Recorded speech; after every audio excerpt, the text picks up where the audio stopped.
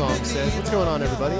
Welcome to the GOG community. Hello, it is a Tuesday. It is January 10th, 2017, about 4:15 Eastern Standard Time here in the East Coast of the United States. I hope everyone is doing well. Welcome to Pen and Pixels. This is episode 63, and I am your host, Arvin Elleron, on our little 3-hour journey to come. I hope everyone has had a good few days. I want to wish everybody, again, a Happy New Year. Although I guess I was able to wish you a Happy New Year last. But, I'm going to wish you a Happy New Year again anyway, because, that's just the way I roll. But I hope everyone is doing well and is looking forward to some fun times with the crew, the GOG stream crew specifically. Before I get there, I want to remind everybody that the best way to support the stream and to support this channel is to follow it. So if you haven't followed GOG, please do so. Please make sure, if you haven't done so already, to think about subscribing to the channel as well, because you get a lot of awesome emotes. Chat, this is your cue, any of you who are subscribers, to pour out a bunch of DRM frees, little, GOGCOM save, GOGCOM left, GOGCOM right, GOGCOM suddenly, GOGCOM spoopy, etc. So we've got some fun times planned for you guys with the emotes and things like that. Also, it goes to support the Able Gamers charity, and that's always a good thing as well. And finally, please make sure to follow us all individually too, because we all have our individual channels. I was on mine earlier today doing an Ask Me Anything. I saw that other people, Retrograde Tom has been doing Banjo-Kazooie on his channel. Outstar has been doing Rocksmith music, which has been awesome on her channel. Kilgore, everyone in the team does a lot of their own individual stuff as well. So please make sure to go and follow them too.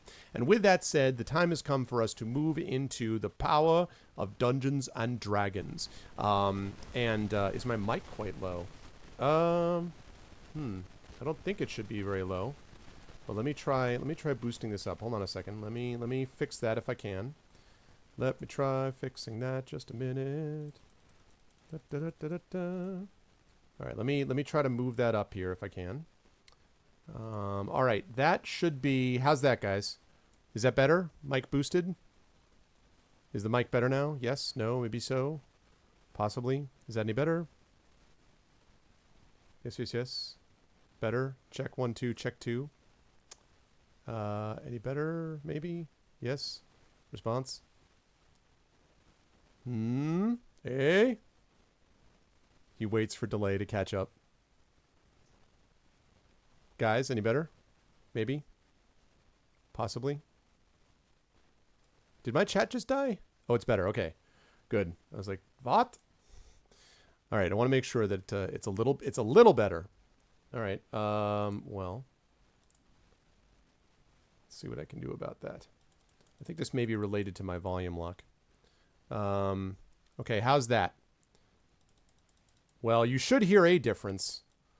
I mean, there definitely should be a difference. If they're not, that's a problem. How's that? Is that better? Is that better? I have now upped my microphone in 2 different places, so that would be a little bit better. It should not be the same. I don't know why it would be the same. It should definitely not be the same. It should definitely be higher now. And if it's not, that's a problem. Let me see if I can... Is that better now? Yes, better. Okay, cool. All right, thank you. Better. Okay. Well, that's dealing with... okay, good now. Awesome. All right, cool. That's still me dealing with the situation. Okay, good now. Lovely. Thank you. That's still dealing with OBS Studio.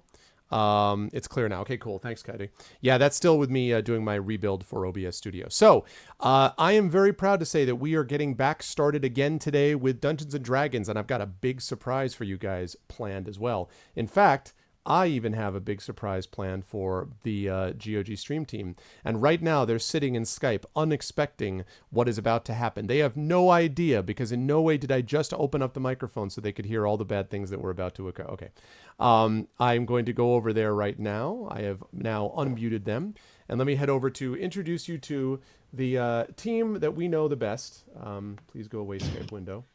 Okay. I think that's fixed, or will be shortly. Why is it doing that? Okay, there we go. Lovely. It's all fixed. Wonderful. Thanks, Skype. And welcome the 3 members at the moment of the D&D crew. I want to say hi to my wonderful players that we've got right here.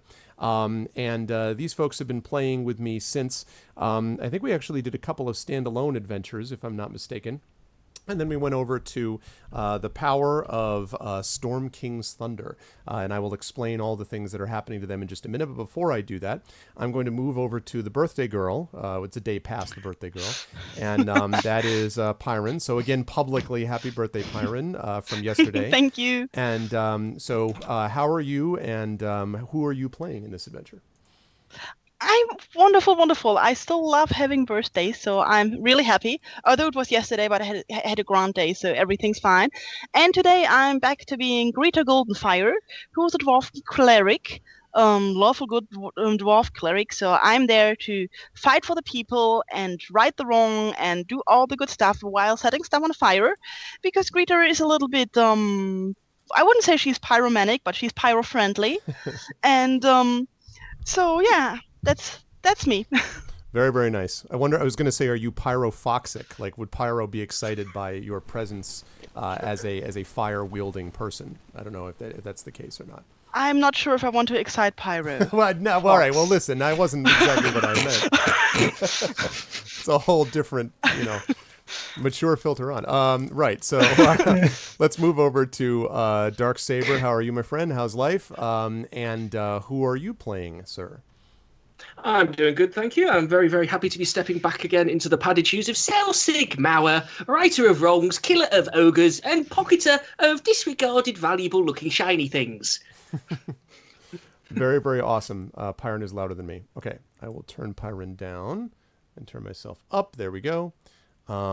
Man, my microphone does not... I know why it's doing this. I have a program called Volume Lock, and the reason I use it is because if I don't do that, then Roll20 pins my volume at 100, no matter what I do. So I had to get this thing to basically keep that from happening, and that's great, but the results apparently was that people couldn't hear me for a while, so I hope that I have now fixed that enough. Okay, so that is awesome. I am looking forward to more shenanigans from Selsig, of course. And at the moment, last but certainly not least, sitting in the middle of your screen right there is Mr. Mike Smith, also known as Screaming Joypad. Hi, Mike. How are you? How's things going? And who are you playing? Yes, thank you very much. It's always wonderful to be here. It's wonderful to be part of the D&D games that you guys put on. I am currently playing as Urash, the half-orc barbarian, the chaotic good half-orc barbarian, who has a tendency to be hit with party damage, torches, is highly flammable, and doesn't know when to quit a fight, even if it's against two cave trolls, and he doesn't back down at all. But we'll see how far that gets him. Yes, and I'm looking forward to seeing that myself. To catch up people very quickly, at the beginning of Storm King's Thunder, these folks were summoned from their previous position as the kings of Tribor. I'm not really the kings, but they were, considered basically the honored people that had saved Tribor from itself, so to speak. And they were asked to come help a village called Nightstone. When they arrived at this village, they discovered that it had been somehow attacked by something. There were these massive stones that had been dropped, boulders really, that had been dropped all over the town. The town was largely deserted except for goblins. There were quite a few of those. And so these guys actually went into the town, looked around a bit, saw that the goblins were everywhere, and found a set of tracks that were basically leading them up to this set of caves, a lot of tracks, many of which seemed to have human orientation. In other words, it was not orcs and goblins, but it seemed to be humans.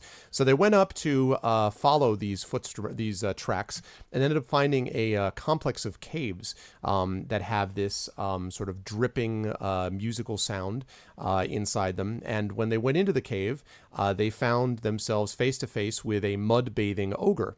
When they went to talk to said ogre, at least try to sneak up on said ogre, they were noticed by the several goblins that were lining on the ledges, lining the area, whereupon a massive combat began involving ambushes. Eventually, the ogre's mate got involved as well, but with good fortune, good planning, and mostly good fortune, they managed to successfully defeat the ogres, which is where they find themselves now. And so as we pick up with our heroes, we find them sitting here with having, over the body of an ogre, basically the bodies of two ogres, having looked at them already.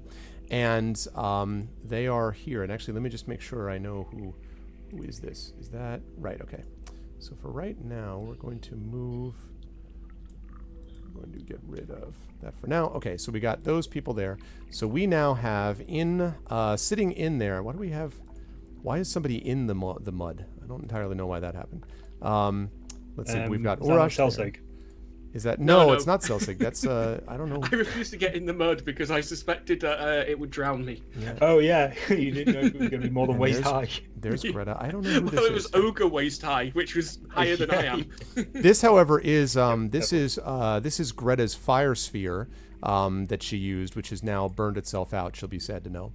But there was a lot of fire sphere rolling around that happened the last time as well. So this is where we are, folks. You are standing outside of this mud pit.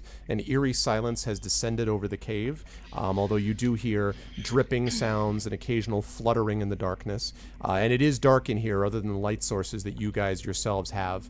I guess actually Urash would have dark vision, but the rest of you would not necessarily have. Actually, wait, no. We've got a dwarf, which has got ability to see some things in the dark.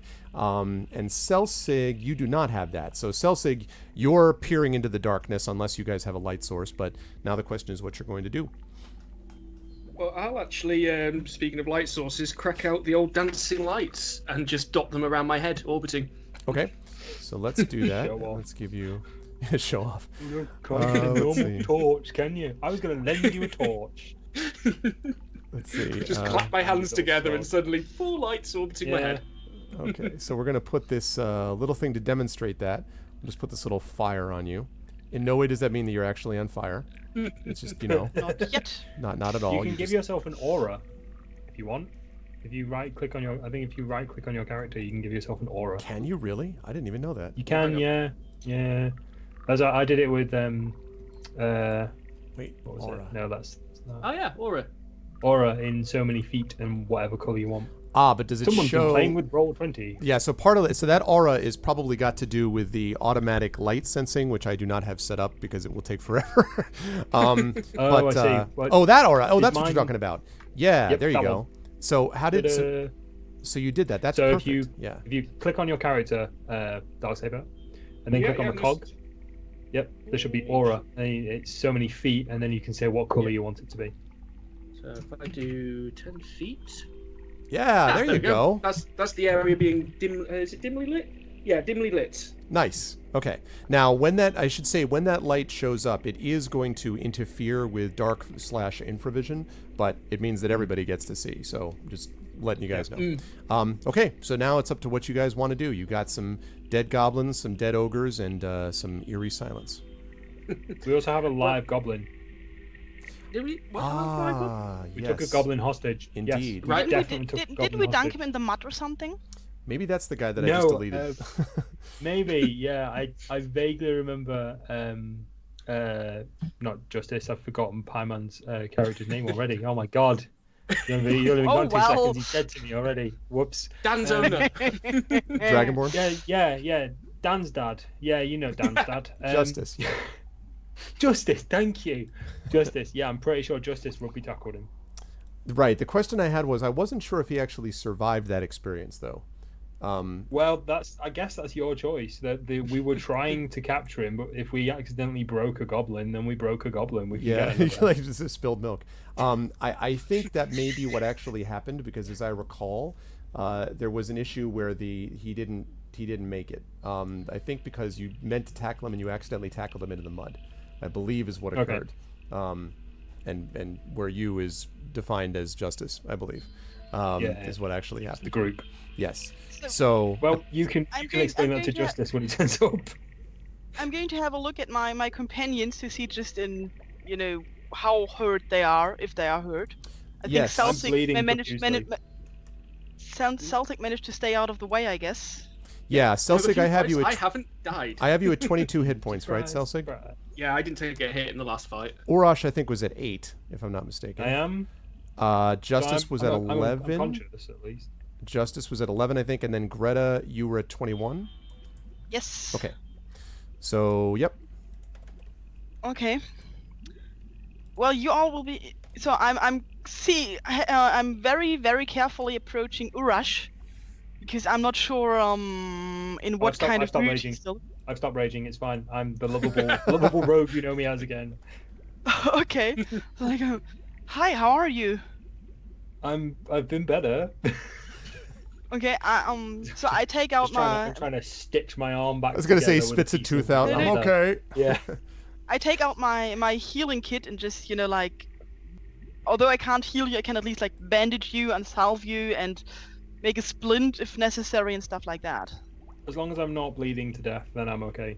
Because some of them, I keep wanting to say trolls. Were they trolls or ogres? They were ogres. And by They the were way, as you ogres. were talking, I apologize for interrupting, but I did find the information, and he isn't dead. His name is Gleek. I actually had even put Gleek? down his name, yes. The goblin's name is Gleek. So he is sitting I there remember that. cowering right on the edge Gleek of the mud goblin. pit. Yes. I'll stand while they're taking care of stuff. I'll sort of stand over Gleek, just sort of waving a dagger in his face. He looks terrified. Utterly, So now that utterly there's a terrified. goblin, so now that there's a goblin and he's sitting, you have somebody to tower over, right? Not when he looks like this. No, I'm just kidding. He's not that bad. I'm out. Let's see. Yeah, so you are towering over him. With your full 4-foot frame is fully, no, he definitely seems like he's in no mood to be moving. He kind of shivers every so often, and he kind of snivels. You think he might be wiping a tear away. He seems very, very Oh, faint. God. Just seen us butcher his friends with a magical orb of Why do death. they always send these kind of emotional whims against us? That's not fair. I don't care. I'll shake him till he gives us the information we want, He's just sitting there right now. or At the his- moment, you haven't asked him or his anything. bones, whichever. Right. Yeah, I'm just making sure he doesn't run away. I'm not actually attempting to interrogate him. I'll wait for everyone to be ready. Now, can Totally fine. anybody remember why we kidnapped this little bastard? Because we should have done it at the town before coming here. I've taken a few blows to the head. And I'm not even certain I know who you two are. You four. So you four Gleek, over there. so Gleek, can you understand us?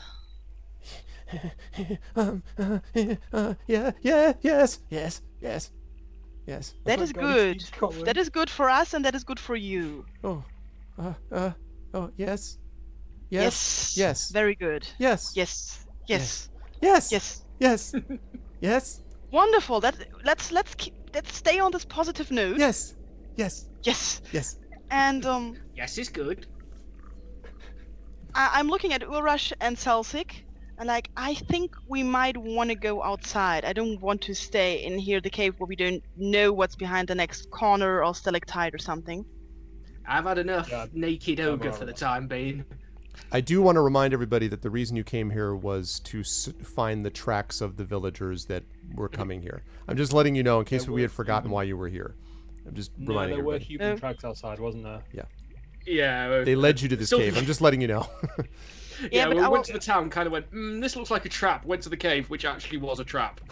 Yeah. It wasn't a trap. The ogre was bathing. What kind of trap is that? Wasn't a trap, it was just a residence. What kind of bathing ogres watched over by half a dozen goblins with bows?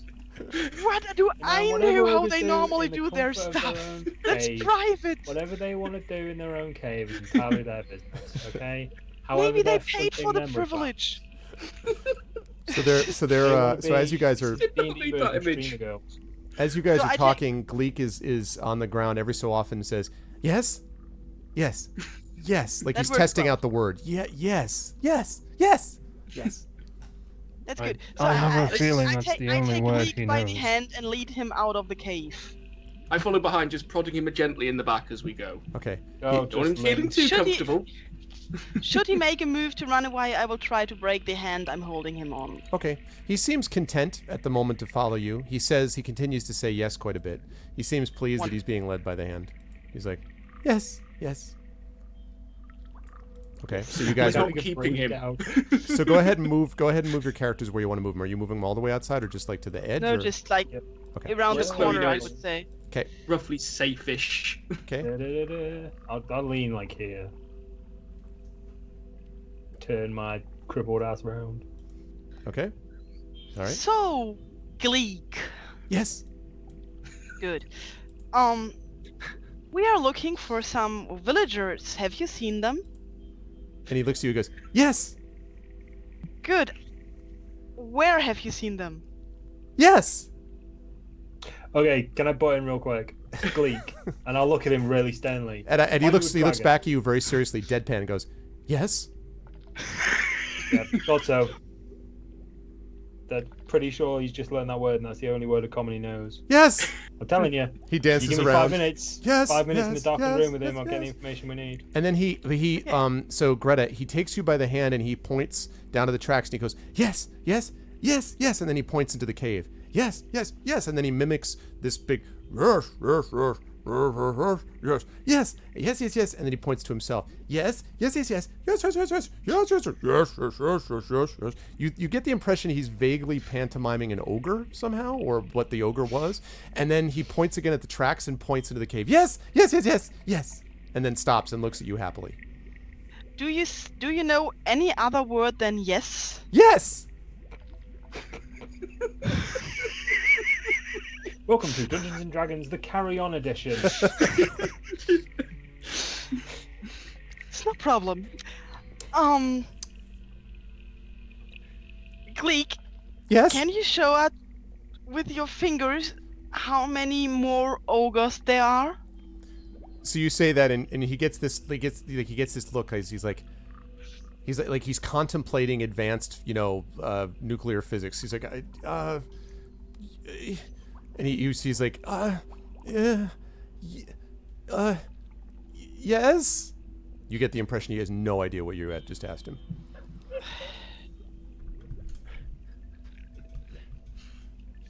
I look at Salsik and Urash. Any idea what we could do with him? Yep, kill him. Cut his throat.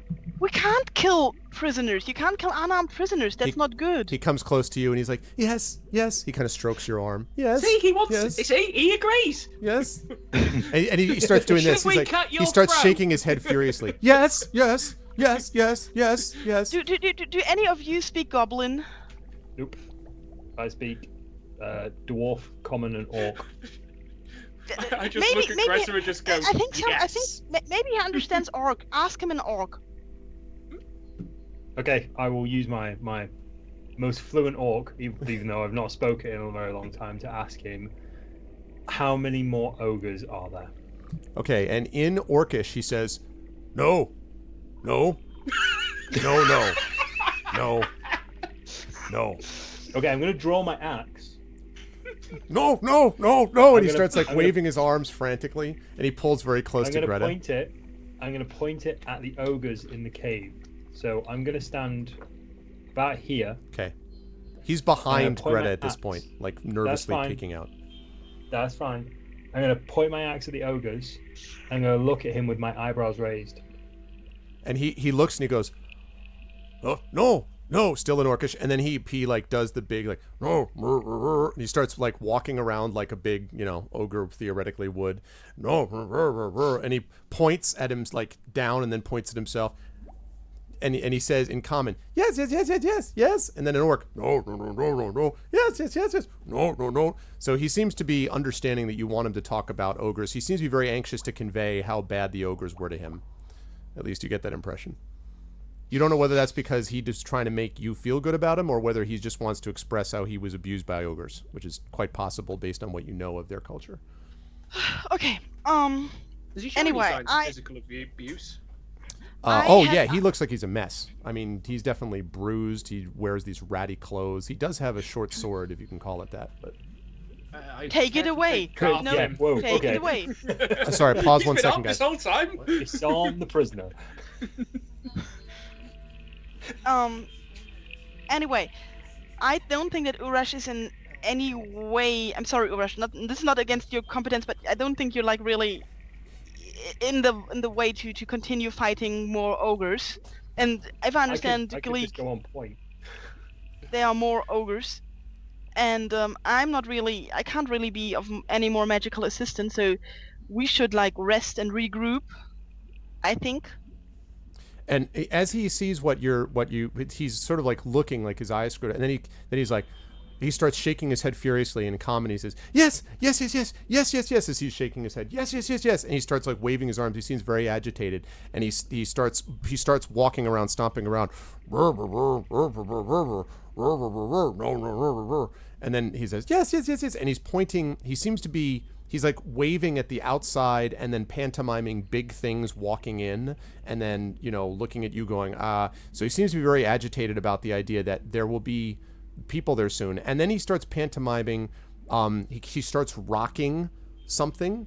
Like it looks like maybe he's rocking like a baby. And he's sort of like, he's like rocking a baby. And then he points back into the cave. This is like emotional blackmailing Gleek. Okay, I'm just gonna. He says, "Yes, we should have killed him." Yes. I'm just gonna go over the team here. I have a really quick idea. I could do this, or somebody else could do it. I think we should take him to the ogres, point to them, and then point to one, and then go 1 on our hand. Point to the other one, and go 2 on our hand, and then point into the darkness, and then look at him. See if he gets counting, basically. I didn't even get that. So he Okay, kind no, of. I get it. So there's I 2 want to ogres talk- in there. I want to taught villagers how to count. I can do that. So he said. So he looks and he nods. I can't argue. You're the best with numbers. So he goes up.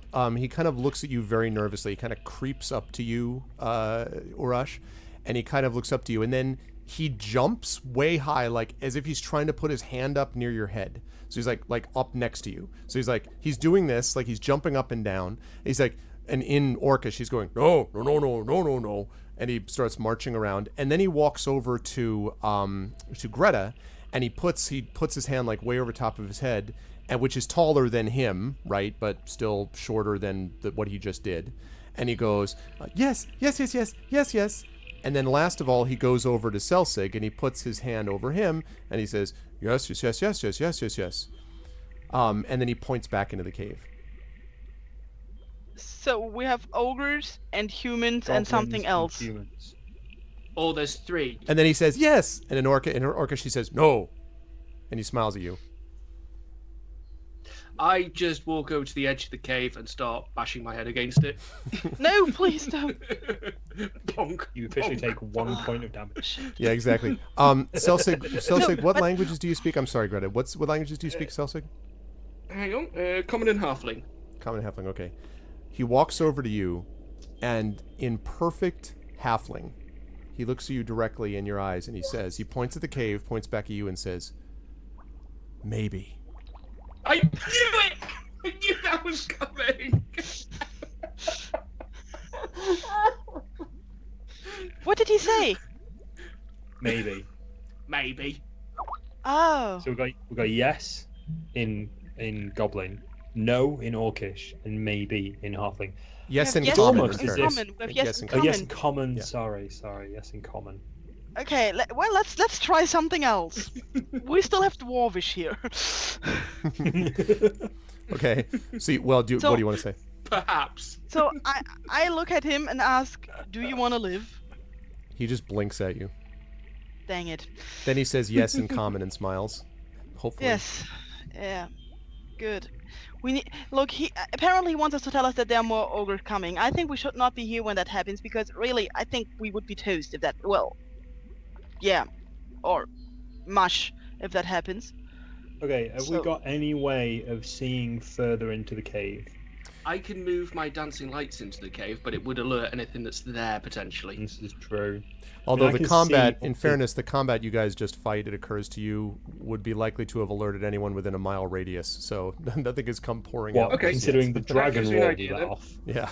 That's also true, which completely failed to work. It's a good 'cause I didn't know point, everyone right. could see there wasn't one. Okay, so there's the potential that people are going to be here and potentially captured. So I'm just going to walk in. I'm going to walk to about here, Okay. and then I'm just going to see if the others start following me. Because quite frankly, from my perspective, I don't care if my character doesn't really care if death approaches him. He's confident enough that his skills will get him through a fight. Well, I'll move my dancing lights to around here to try and see what's just ahead, since it's fairly obvious there's nothing in this area because it would have joined the fight. Did we say each square is 5 feet? I believe that is correct. So I can Am I now ready? currently Yes, one just square is 5 before feet. you Yes. go, I'll just turn to Selsig. I'll see his dancing lights moving over, and I'll just say, no, not yet. Give me a moment. There's also something a bit odd then, because if they're 10 feet, the radius of this is way out. Yeah, it's a 20. Oh God, Okay. I forgot the lines. we go. So No, I that's can right. That's right. obviously, Okay. Without there it is. Without the You got it right, dancing lights in front of me, I can see to about here. Okay. Did you see that? Yeah, I do. Outside of the dark vision, you mean with dark vision? Yeah. To do that, With though, dark you're vision. going to need to go to the edge of the light. In the light, you can't see it because it disrupts your dark vision. So if you go to the edge of the light, what's the light source in here at the minute? he's got Yeah. this dancing lights around him. My head. It's not. Okay. It's not showing for us in our. Oh, it I isn't. can only see it. It's only Oh, on it's the not showing stream. Oh, that's interesting. Oh, Oh okay. no, sorry, no, it's not showing on mine. Oh, it's yeah, showing he's on got stream. an Right, aura. okay. That's odd. It's showing on my stream, but not on Roll20. That's odd. Yeah, it's showing on stream, but not on the screen. Okay, I'll turn to Celtic. Celtic, could you stay out of the cave for a second? My eyes will allow me to see much further than your lights at the minute, and then I'll call you back in. I just sort of look at him with a smug look on my face, and bing, the aura goes away. Okay. Okay. So there you go. Okay, so I'm good till about there. Dear give or God, you have a 60-foot range. Okay, well you see Yep. quite a bit. If it's pitch black, like you say, Yep. then yeah, I can see that. Sure is. Which also means I can see up to there. Okay. I'm going to reveal this although all of you will see it, I imagine that Urash is going to be conveying it. I love how it's just sonar, like just basically the entire cave is boop, boop. Oh my gosh, just everything is just revealed. Okay, Yep. so I see Okay. stones and Okay.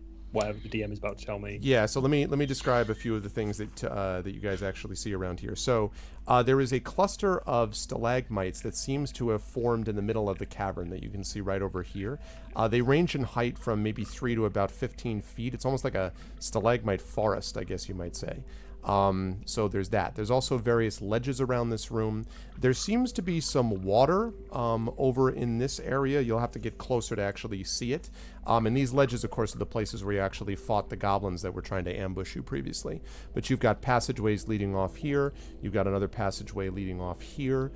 You've got farther up here. I don't know. You probably can see even more with that, submarine radius that you've got. Sorry, I'm not on Roll20. Where am I? So it's here. You can So see. it's Okay. just past this. Right. So that's I'm fine. That's as much as you can presuming- see from that I'm angle. presuming that this here is an impassable line of sight breaker. Correct. Yeah, that's like right. this That's here, exactly right. Yeah. Okay. Cool. So it's going to be about here, give or take. Yeah. The angle means that you wouldn't be able to see past that anyway. Yeah. And then you've got how far out up here is my question. How far out can you? How far out of here? So it's close. There. Okay. So probably whatever this water is, probably if it's a small pool, then I can probably see all of that. Okay. So yes, so you're able to see that, and you'll need to get right on top of it to actually see into it, or see what's next to it. But it's up there. But you definitely see passages leading out of various places in this cavern. This is all a natural cavern. So yeah, that's the case. Okay, so turn around to the team. I see some water far off in the distance. There's a lot of sharp-looking rocks. There's a lot of passages. It doesn't look like if we've made this much noise and nothing's come out of those passages, we may be safe. I could go forwards to, let's say, near these spiky-looking rock things, because obviously I don't know what a stalagmite is, and see what else I can see. Because I don't know what's near that water. I can't see any further than that. Maybe we could have Gleek lead us to the villagers so we can convey it to him. So Okay. How do you want to do that? I look at Leek, like maybe touch his shoulder somehow or get his attention, Yes. and then I point at the tracks if they're still visible.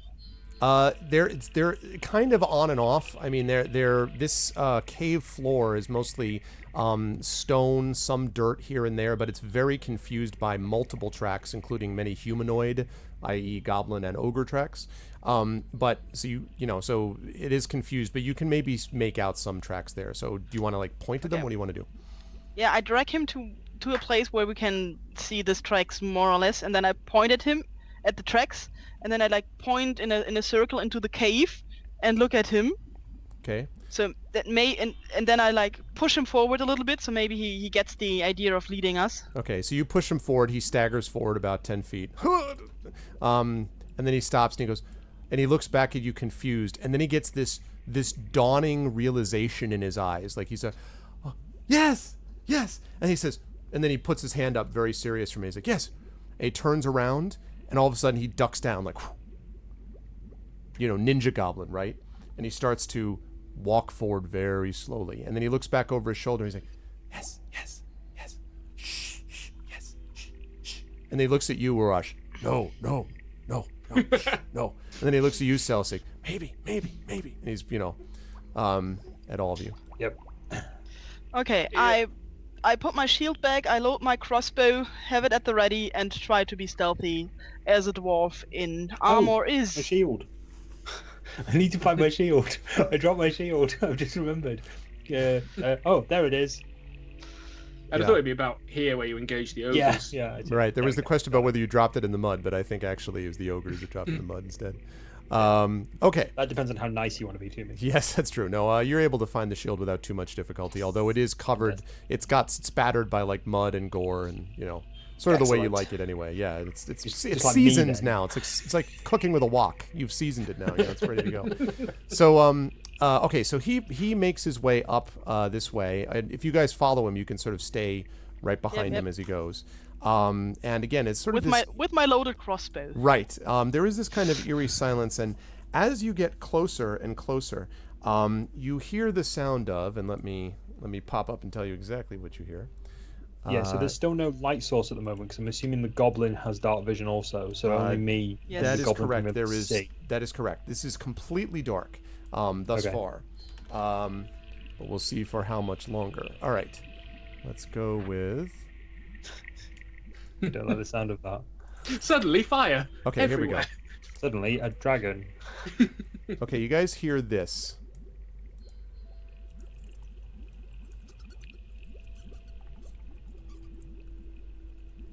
Bats, rats, rodents, some sort of rodent. No, again, let's hear it again. Thanks, Dragon. It should be still going.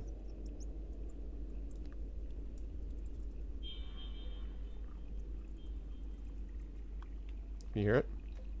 Definitely thinking some sort of rodent. Yeah, I'm thinking bats or rats. Those are not rats. And oh well, you- I know that, but does Greta know that? Yeah, actually, could I? Yeah, that's a good point. possibly Go roll ahead and make something? nature checks for me, please. Let's see if you do. Nature. Well, I'm out. That's 2.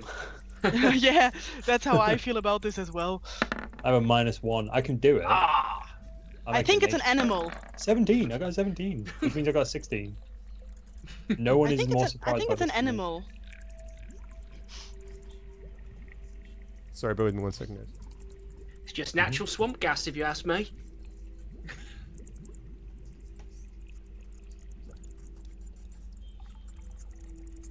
So I'm really concerned. Like out of character, I'm like super concerned that there's something like here, like right here, near the water. I don't think there's anything down here. We're being Dangerous, very should I trusting say. of the goblin. I don't think there's anything dangerous down here because surely that like 100-foot dragon roar that we made here Okay, here we go. would have alerted something. Sorry about that. she's So back. okay, so let's see. We've got we've got a. The heck are all these rolls? The saver. You got a 10. Yeah. What is? I got a Why is 16 on a thieves' nature tools check. involved? Oh, that was from stuff I was mucking around with. on Okay, the I was character like, sheet while using we your were setting thieves' up. tools for nature checks is not what I. Okay, 10. Greta. Okay, so Celsig and Greta, you're like, sounds like squeaking of some kind. But Urash, you actually have encountered something like this before. It sounds to you very much because you also hear this like sort of like flittering and flapping. You're almost positive these are bats. And there's probably a good deal of them as well that you can hear, and it seems to be emanating as Gleek continues to go up here, and you're following him. You continue to hear those sounds, kind of continuing to grow, basically. Okay, I'll turn around. I'll just convey that to the team. Yeah, I hear because we're all kind of straining to hear against the darkness. I'll just lean back. I'll say within a quiet distance as well. I hear bats. Probably quite a lot of them from the sound of it. Well, bats are generally not dangerous, are they? Depends on the size of them. Spoken like men who have played Dungeons and Dragons far too much. He says, so as you guys get there, assuming you come up to where Gleek is right here, Gleek turns around and he says, yes, and then he says, no, maybe to the respective people. Okay. And he keeps his hand very low, and he's like, shh, and then he pantomimes flapping. Okay, so we need to be quiet. Out of interest, am I very much concentrating on being quiet, or can I see over here at the moment? You can. Oh, can you see over there?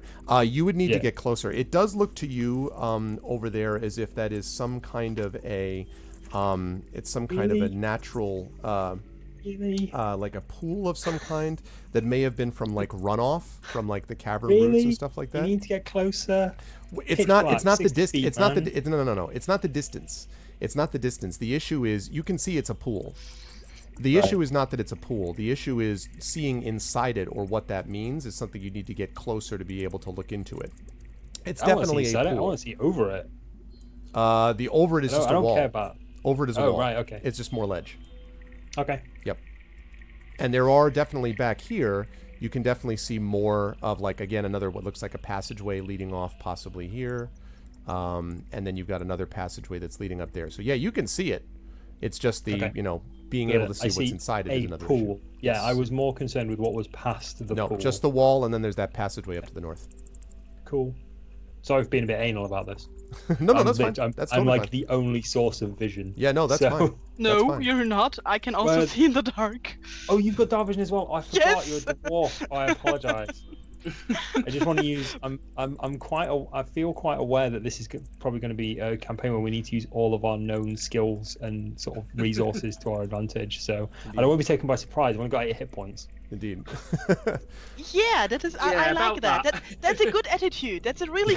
I like that. Just because I'm chaotic good and I have my rage card at the ready, right, does not necessarily mean I'm going to go bimbling into battle. Right, and you're more than just a rage. You're not just your job isn't just to be a rage machine. Don't let anyone define you. Don't let anyone define who you are. Okay. So I'm a strong, independent grey man. That's exactly right. So Gleek comes up to the cavern entrance. He looks back over you, and then he sort of waves you over in his direction rather. Sneaky. And then if you guys come up next to him, he sort of puts his hand like halfway up your shoulder, basically, Urash, and like puts it there and says, no, pointing into the cave. No, I don't know what he means. It's sort of like. Does he mean no? Does he know?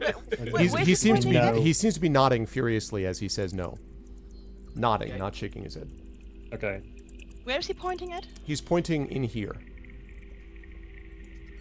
Okay. So can I lean round? Yes. So like here. I'm Yes. presuming I can either lean over Gleek or you can do that. lean around You him. see a few things in here. Number one, you see what looks like a large pit at the center of this room. And it's a sort of a deep pit as well. You also see in the ledges, you see that there are these ledges surrounding. There's like basically you've got a cavern floor. I apologize for how terrible the zoom in looks, but you've got a cavern floor here, and then you've got ledges that are up from that are basically the same height as the passageway on which you're standing. So you would have to, step down basically onto this floor. Down here is a very deep pit, the pit of the Sarlacc. No, I'm just kidding. And then you'd have to get back up on the ledge if you wanted to get over here. And over here, you see a group of people that seem to be huddled in the corner. There's a group of different ones there. But standing at the front of that group, looking back at you with great interest, you see a sort of medium height, relatively impressive looking character that you're pretty confident is an elf. And as you're looking at this elvish character, roll for initiative. Nope, no rolling for initiative. I'm going to introduce this person to you directly, actually. I think if an elf had seen me in the dark, I'd be dead. That's exactly right. All right, so I can see something going on there. all right, let me just capture who this person is, because No it way. may be possible, guys. Who is this person that I may have included into the scenario? They see someone, and I think that GOG is familiar with this person. Let me just see whether or not that's actually the case, or not. Hang on a second, chat. I know you all want to know as much as everybody does. Hold on a second. It's a good surprise. It's a good surprise. I told you. Okay. There we go. Well, look at that. This looks very familiar to me. I think we may even know this person from before. Hello, Chris, otherwise known as Memories in 8-Bit. How are you, sir? And, dun dun dun, who are you playing, sir, in this game? Well, I'm fine. I'm fine. And I am playing a new character that is, well, we don't really know what's going to happen with him, but it is a moon elf by the name of Silrin, depending on the pronunciation, depends, common and stuff like that. And he is actually, well, you guys don't know what he is exactly yet, I Right. assume. You can reveal whatever you want to know. I'm going to take away the name that I listed for you, Chris, which was Cool Name, and because I didn't have the name at the time. And your actual name is what again? I know you told me, but can you spell it for me? Silren, that's Sylren. Sylren. Silren. All these one-name stars, man. You guys are all about, like, you're all Madonnas, basically. Okay. So, Silren. So, yes, welcome in. Memories in 8-Bit is joining, everybody, the crew. We are very happy to have him with us. And, yes, he is joining this happy band. And, I think some of you know of him. So, well, I mean, maybe he's joining the band. I don't know. If it's possible that you're going to all hate him and you're just like, kill him on sight. I mean, I have no idea. Like, Gret sets him on fire out of pure reflex. yeah, no, exactly. He looks different than I we cannot do. trust it. Wrong He looks tabletop different than we game. do. Wrong tabletop game. Exactly. He's an Look, elf. I You know what brought they you a say about slave. elves. Yeah, exactly. Oh, man. Look, Chad. 8-Bit, I brought you a slave. Oh, God. So But yeah, that's a joke from our Barony multiplayers where Yeah. 8-Bit has slaves all Oh, the where time. he is slaves? Oh, my God. Yes, so a all the little bit time. of a disclaimer. It's been at least 15 years since I last played any form of pen and paper role-playing game. So, and yeah, it was kind of like not really impromptu but long prepared, but still I wasn't really able to prepare a whole lot today. So technically I will need to have a little bit of an assistance, and with a little bit I mean a whole lot. We will endeavor to make that happen. I have no doubt that we'll be able to make that happen. So it's good to have you on board, sir. And you, as Silren, who is not actually a sir, right? I don't believe. Actually, is this male or female? I don't think I specified. Should be male. It Should be male. All right, I also Silren the looked male. up a It's male a name to make sure that doesn't everything matter. is okay. Okay. There we It's go. an elf, it doesn't matter. Doesn't matter what he is. He's an elf. That's all you need to know. party's Okay. got a lot So classier. Silren, you see this. You see from your vantage point. You see this large, impressive-looking half-orc peek his head around the corner and look on the ledge. And you have run into ogres in this place. You've run into goblins in this place. But you have not seen a half-orc. So you don't know if this is like a new person, like they brought in some new talent, or what the deal is. You don't have any idea, but there is definitely, this is a new sort of person to you. I'm assuming I look beaten up as well. Yes. Well, like covered see, in the mud thing is and that blood and bits. it's hard sort of to specify the difference between you look you're messed look up in like impressive your and you usual look state. Like you worn. like being messed up, right? So it's like you sort of look Hell for yeah. bruises, So it's The question is, will I even be able to see him? Because we know this place is very dark. you should be able to, because elves should have some basic. But hold on now. Now I doubt myself. I assumed elves had some sort I of thought they like, had infravision. I gotta go check. Just Because a moment. I'm actually not sure. Check and see. I'm pretty Chat, sure elves. quick! Someone get the rulebook. Look up elves. You Quick. should mention that. DM should have known this already. Fail. I was like, listen, my Well, job anyway, is just to hang under the surprise. We should be nice now, and welcome 8 Yeah, to you have our dark vision. merry party. Yes, hi. Thank you. Hi, 8-Bit. Yeah, I had no idea Don't- this was happening. Pleasant surprise. Yeah. I wanted this to be a surprise. Yeah, it was great. So did I. That's right. There may have been the one other party Dark member vision. who might have been in on the joke. Maybe someone else might have been. But yeah. So the deal is that you do have dark vision, and you can see them, and they can see you. But as yet, you haven't said anything. Now you know the reason that you are all being very quiet, Silren. The rest of the party doesn't know this, but you know the reason for this is because of the bats. The bats that come, as you know, from the pit in the center of this room that get agitated with loud noise. You have known this since the time you've been put in this room with the rest of the villagers. So that's what you see. And Urash, you see this elf standing on the ledge, looking out, peering at you. I see.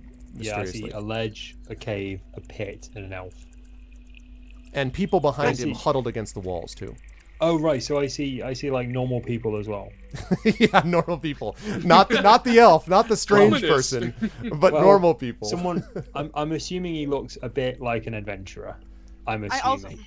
He I also definitely look is not. around the corner. Okay, so Greta, you see the same So I'm thing, gonna go like and here. yes, decidedly looks like he's super got quiet. a cloak as sort of swords, short swords at the belt, and seems to be peering with the face of someone who is curious more than afraid, as opposed to the ones huddled up against the back walls behind. So Okay, I'm gonna put my axe away because he doesn't appear threatening. Plus, he's surrounded by terrified villagers. I'm not gonna say anything. I'm just gonna like put my hands up. Is there anything that we can see that's obvious why they're not moving away from where they are? no, Like, I'm at the From back where- going, why have we stopped? where- I can't see a From where? thing. Yeah. And as I see Urash, or I don't know the don't know name the of name yet. Just a big half orc yet, but since he puts away his weapon, I at least assume that he is not having evil intentions. I do put my finger on my lips to indicate hush and point to the pit. And I hope say- he understands. Okay, cool. I turn around to Selsig and whisper to him, "We found the villagers." That was quick. yeah. Why am I? Okay, bear with me So 1 second. can 'cause I, he's- from my vantage point, can I see anything in the pit? Because all I see from like back where I was, I just knew it was a recess in the ground. So obviously, this elf has pointed towards it. Now we're being quiet anyway, but is there anything? Can I see that the source of the bats is this pit?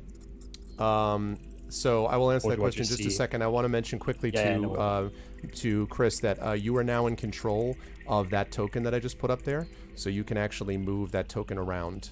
You should be able to move that token on the ledge around. Got Yeah. it. In answer to your question, so what you see from the pit is you can see there are these. First of all, it looks like a naturally formed pit, not one that was made, by hand. And you can see that there is a lot of. There seem to be every so often you see like a fluttering shape emerge from the pit, and then another one come down below. And you see like and hear a lot of sort of sound. It's almost like. It might be almost like being near a beehive, except bats. Your guess is that there are a lot of bats down in that bottom, wherever the pit leads to. A lot of them. Okay. So So, so without saying a word, I'm going to turn round to both Greta, who probably already knows this anyway, and Selsig, if he can see me, and mime a bat symbol and point to the pit. And then put my finger on my lips. That symbol. Yeah, I'm- bat symbol. Bat symbol. I look over to the elf and like beckon him to come over, because I'm not sure why he doesn't. So are they bats or are they men? I was Maybe just gonna a say, Batman. I'm getting Saber's mixed like, you're not the hero that this D&D deserves, but you're the hero that I'm Saber, all right. Okay, it is not the You're gonna lurker love pit, me. no, Dizzy. So Silren, you see him gesture at you from across the way. Like- Or, I'm sorry, it's Greta. You see Greta gesture at you from across the way. It is, by the way, 10 foot high are these ledges. So it's 10 foot down to the floor, and then 10 foot back up to the other side. Yeah, the question is, could I even make it over there without causing any sort of substantial noise? If the ledge over there is pretty deep, I would need to jump down there. Or rappel down if you had a rope in your pack. Or, mime to them, you can't fly or something. Any of those are options. Well, there's obviously. Can I speak? Actually, I do have rope. So it's up to you, and you can certainly you're allowed to, Rush. It's just if you want to. Okay, I'm going to shuffle back to about here. I'm going to turn to the other party members. I'm going to whisper to them. So there's villagers and an elf, and I think there's a lot of bats in that pit. Now those ledges are high, but I don't know why they don't just try and escape, unless it was just the ogres. The fear of the ogres stopped them. But I don't know why. I would guess so. Let's get them out of here. I agree, but I don't know how. I don't know how we're going to do this. Maybe they have a baby and they're afraid the baby is going to scream, and that was what Gleek was trying to tell us. I hadn't thought of that. That's a good point. See, that's the point, Arv. I'm also not really sure if we have a better reason to stay put there. Silrin, that the reason that the villagers have not been leaving and you with them is because of the ogres. You think you might be able to escape them. You're pretty confident that the villagers in the state they're in, which is largely terror, could not be in. And I don't want to reveal all of the information to the rest of the party yet, but I will say that what you were aware of is that up until the point, you don't know that, of course, that the ogres are neutralized, but they were a threat, and you don't actually still even know what this party is. I mean, except you did see the dwarf peer around the corner, and now it's starting to seem like this is not a crew. All you've seen here has been goblins and ogres. And so we're not walking around like we own the place, are we? We're sneaking around and we're trying to peer at things we don't know, and we're whispering to each other, so we probably don't look like we belong here. And then last thing, and then you guys can decide what you want to do. The other thing is, Chris, you also know you have information about the inside of this place, in terms of like who runs it and stuff that you can reveal to them. But I'm not going to give you all that info now because you don't need it now. But there is reasons that you were, So, how tall is Urash? I'm 6'6", I think. So I could probably make I could slide down, but I'm big and I'm clunky. 6'6". I'm stealthy. Okay. Of course, Urash could also try to throw Greta. The elf. Nobody. The elf. Nobody is already trying. By the way, Gleek seems insufferably pleased with himself. Like he's just revealed. Like he's kind of like keeping quiet, but he's like yes. No. Of course. No. Maybe. Since the group... I give him a ration, so he shuts up. He's like yes. Oh. He stops. Of course, since the group that I have spotted over there is trying to be very, silent, and they look kind of beaten, I do not suspect them to be, on the same side of all the ogres that have been in this cave. They so sure far. don't look like it. Yeah, exactly. So, I am I'm trying to point over there and try to do my best ogre impression, and point kind of like behind them. Ogre impression ? What happened? I try to signalize that. I hope I understand it. I have interest. Could you mime a question mark for me? It's this big just shrug, big thing. Yeah. That's what I was hoping for. Okay, so I'll sort of point my thumb back toward the entrance of the cave, and kind of just, I don't know, make a thumb across throat motion, because I don't know mime for the ogres are dead. You can come across, just out there dead, and then come across. It's like a hand motion. Okay. Okay. He's an elf. So- like I've heard tales of so elves. Sil- They're light, I whisper they're to nimble. Celtic, he's crazy like all the elves. So Silren, I Silren, heard you see this half orc look at you and then menacingly put his finger across his throat. No, I'm just kidding. Yeah, with like a You're not battered telling me. face, like I'm blood joking. streaming down his body. No, I'm joking. He does seem to be pointing off in the direction of the cave when he does that. So Silren. Okay, what I'm going to do is I do have a little bit of rope with me, if I can read this right. So what I could do is try to get down this ledge and try to reach them, Okay. Could we reach the him? group. But I here, would if try he to leaves- signalize the rest of the villagers No. to stay put, at least for there. At least for the time being, to make sure what these strange fellows are all about. So the guy who's the leader, the sort of de facto leader, who is the guy who runs he's the owner and proprietor of the Nightstone Inn, has told you such, Silren. His name is Morak Urgray. He's a male dwarf, and so he's kind of sitting with the others, and so you come up to him and he's like, what do you think they are? Because he's dwarf, so he can also see, he can also see there, and he says, what do you think they are? That's what I want to try to find out. But they might kill you. They can try. But what about the ogres?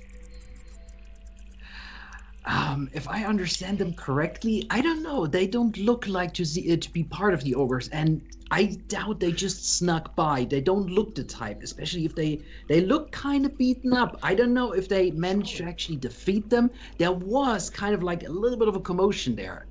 I was gonna say, Can I just surely raise a they point? heard Didn't they There hear the was a massive little- dragon roar? Yeah. Yeah, little bit of a commotion. The There was a massive raging dragon orc. roar. That's and, right. And I would assume that we Skull-splitting could have maybe attacks. heard that. Yeah, At no, you least, did. You did hear that a ways ago, and But the thing is that you often heard yelling, screaming, and then eerie silences from this cave, largely because a lot of times goblins fight each other and fight ogres. Sometimes the ogres just decided they wanted a snack, So this happened a fair bit. Although it is true, you hadn't really heard the dragon roar before.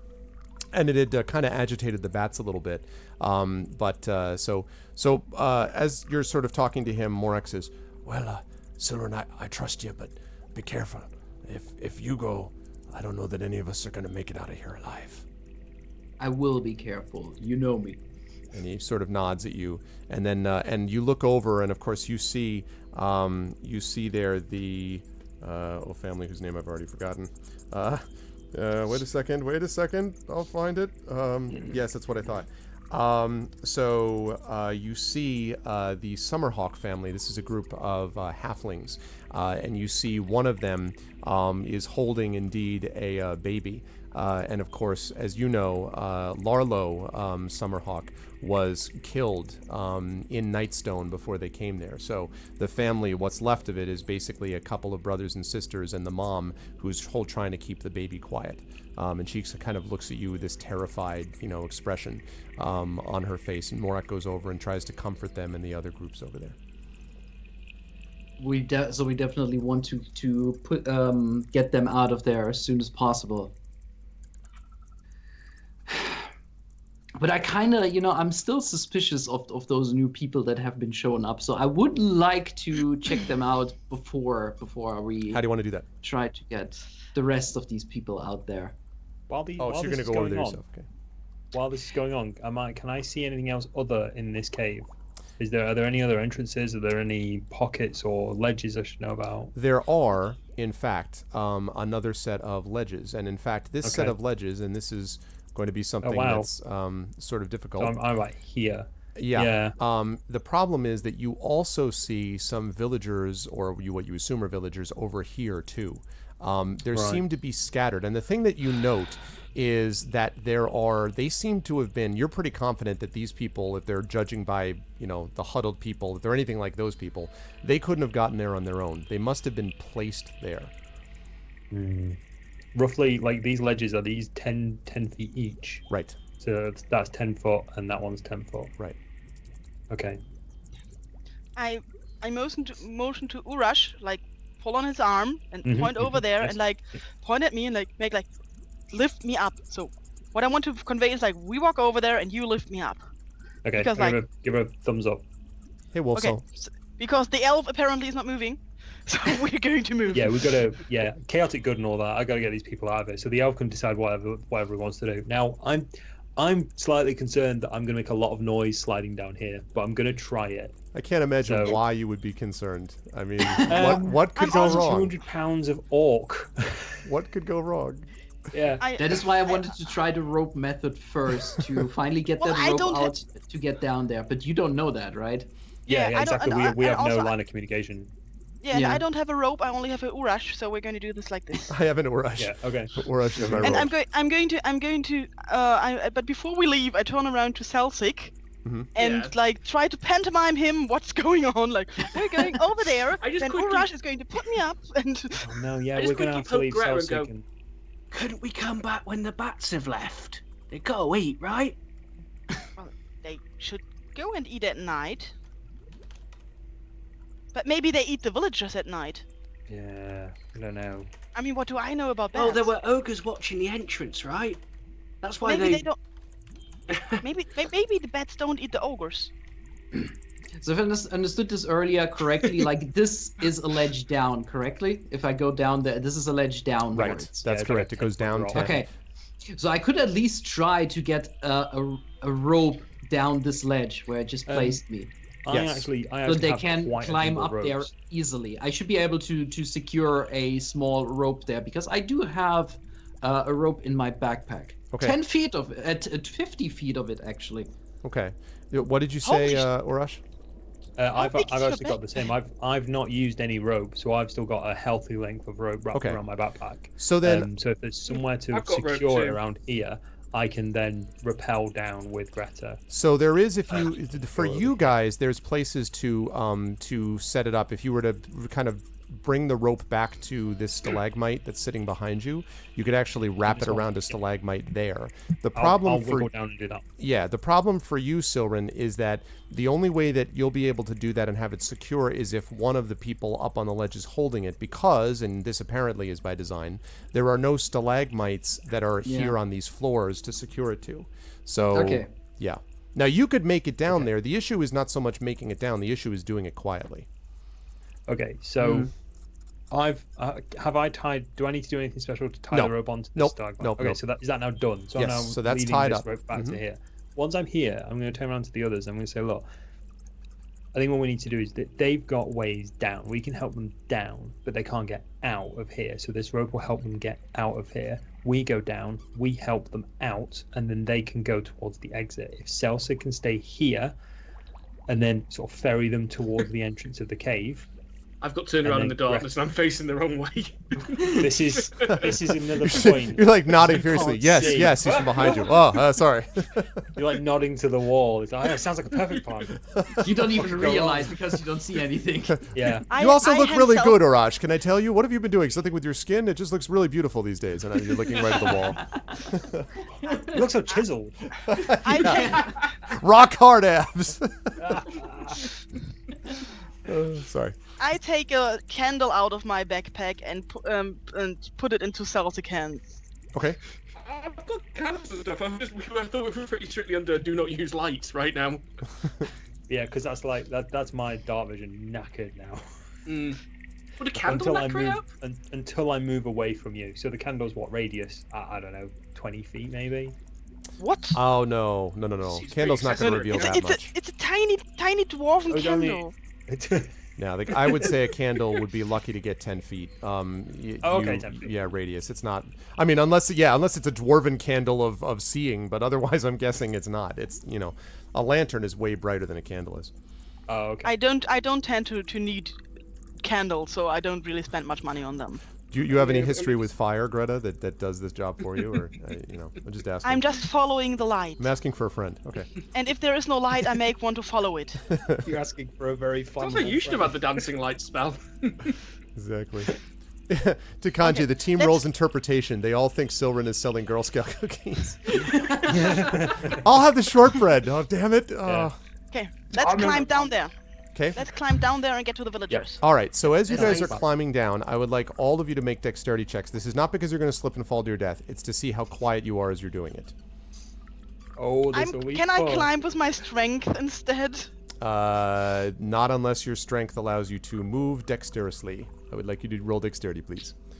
Strength is if you are worried about falling, and you're not. You're not going to fall. There you go. I got I'm worried. I'm very nine. worried. Oh, I mean, Urash just like ninja I'm style. so worried. Like silently lands on the ground, like barely a bit of dust is Catch raised the by his dwarf. passing. Oh boy. Oh, So go ahead, Celsig. Oh, Celsig is not coming down. It's just you two. No, So no. okay, so Greta, you're like, I got this. I go, oh god, and so you kind of roll out and then like back against the wall. So there's this. Can I not catch her? You can try. Yes, I will allow you to make a. Let's Now. see. I'll allow you to make a Can I- dexterity check for this because it's not strength. It's about like being able to do it before she hits. Would this constitute as a check or a saving throw? Because I'd like to maybe Nope. use The saving throw would be if danger it's affecting you. It's not. It's affecting her. man. You're trying to keep her from doing Okay. it. Well, I'll try my. You're already going to make a noise if you hit the ground anyway, so I'll try my best. 5. Well, so Thunk. you're like, yeah. So you make it down, but then you're like, and there's this kind of echo in the cave. Okay. I would like everybody to roll initiative, please. Me. Oh, I guess me too as well. And that includes Silrin. Way out. Okay. Yeah, Silrin, I- also, how many yeah. hit points do you have, Silrin? 20. Thank you. I'm still stunned. So, You're not. what, You're do I fine. roll? I mean, by the way, you're Well, not look at hurt my at all, Greta. initiative. Look at my initiative. I'm Oh, still like, you're like, oh god, I hate that. Do you know when you fall to the ground and Rush is like, stop. Like, Yeah. I'm just back up there going, never send a dwarf to do an halfling's work. No. well, now you've done it. So what do I roll the initiative? So I'm sorry. So if you look at the and top, and the elf also. Everything you always thought about dwarves was just happening there. right? Exactly. You do that, and you're like, this. Did you say up to Selrot? You're like, this never happens. Okay, this never happens. I never do this. I Okay. just like the thought that maybe me and Sauron are sitting on opposite edges of this cave, both face palming at the same time. Right. Exactly. At the I same love the fact time. that I let down like a ninja. Yeah. No, you were just like, oh no. I mean, you were. I mean, crazy. I was like, I got this. Really impressive. Okay, so let me just add you to the turn. There we go. Okay, so Urash, you've got a 5. Greta, you've got a 4. Saber, you have Celsig, excuse me, you've got a 10. Why is Urash in there twice? Silrin, what you're going to do is on the left side of your screen, you'll see that little sidebar, and there's a die symbol, which is right up from the question mark. If you click on that, they're in there, and this will all be automated when you have a chance to do it later on. But you see that there's an advanced roll. It says 1d20, and then it has a little thing plus or minus, and you would add your dexterity bonus to, and the dexterity should say on your sheet. There should be a dexterity score. It's a +2. Yep. So then you're going to add 2, and that's the number you roll. Okay. All right, and now we're just gonna roll this. You rolled poorly. Wow. So you're like, I'm all set.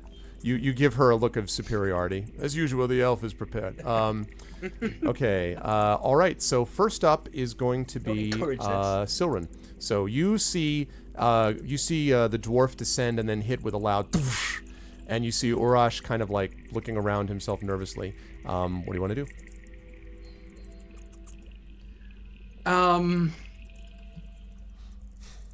What am I gonna do now? Can I kind of like try to telegraph the villagers to? The question is, I'm not really sure if we should try to just make a run for it now and kind of use that clumsy orc as a step ladder to get out of there really quickly. Whoa! Knife ears. You know, Less of a since he's kind of clumsy. like just laying there on the Knife on the ears? wall, you know, he's kind of providing like a good opportunity to get out of there right now. See, Inquisitor. Oh man. Good night, Inquisitor. It's up to you. I mean, like, what you can do in an initiative, sort of in 5th edition, you were able to move and attack. You can move and move, and other actions. I will tell you sort of how much those take up based on what you want to do. Yeah, but the kind of like the thing is, I can't like kind of lead all those villagers to do Correct. something like with me. That's you can not talk really... to them as a free action, but that's correct. You would need to figure out how you want to organize it, or You also don't know what's. I mean, you haven't seen anything yet. I mean, you just know that the dwarf fell kind of hard. Yeah, but we don't really know if anything's gonna happen to begin with. That's true. It may be just fine. I may just try to he has asked you tell for your those hit points villagers and to be very quiet, to get closer to the walls and wait. Whatever happens may happen to that orc first, because that was kind of like the source of the noise. Okay, so That you've asked sounds him, like as a I good understand The it. orc did it. The orc did it. Yeah. Yeah, I was gonna say you've asked him to basically gather and watch what happens to the orc, as I understand. Yeah, it. they just need to be quiet, right? There's a lynching. No, Oh, yeah, the orc is a no. clumsy big orc. It's really noisy. I landed like a feather. Oh man. Good to see you, I Cairo. don't like this guy. I don't like this guy. Okay, so you sort of gather yourself up by the side of the ledge there. The villagers, some of them, like certainly Makran walks forward and kind of looks with you, or Morak, sorry. But the other ones, including the Summerhawks, they sort of stay on their edge. And right now, there's only about maybe 7 or 8 people up on that ledge with you, because the other ones are on the other ledges, so they can't hear you. Yeah, but for them that they that's see, the they kind of problem. gather up and sort of look down, down below you.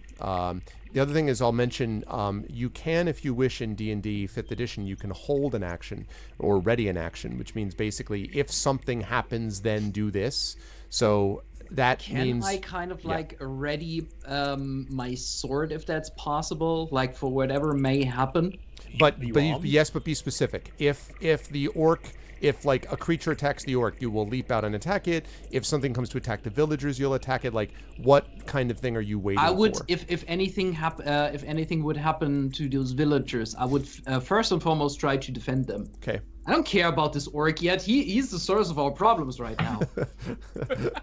I'm sorry, I'm just being honest. I love how he keeps pointing back at the dwarf. He's like, it's the dwarf's fault. Like, But Last time I try and catch you. Sharian points out, if you continue like this, the intra-party relationships are going to be ogre. It's well played, Sharian. I see what you did there. Is someone actually aware that I'm even with the people yet?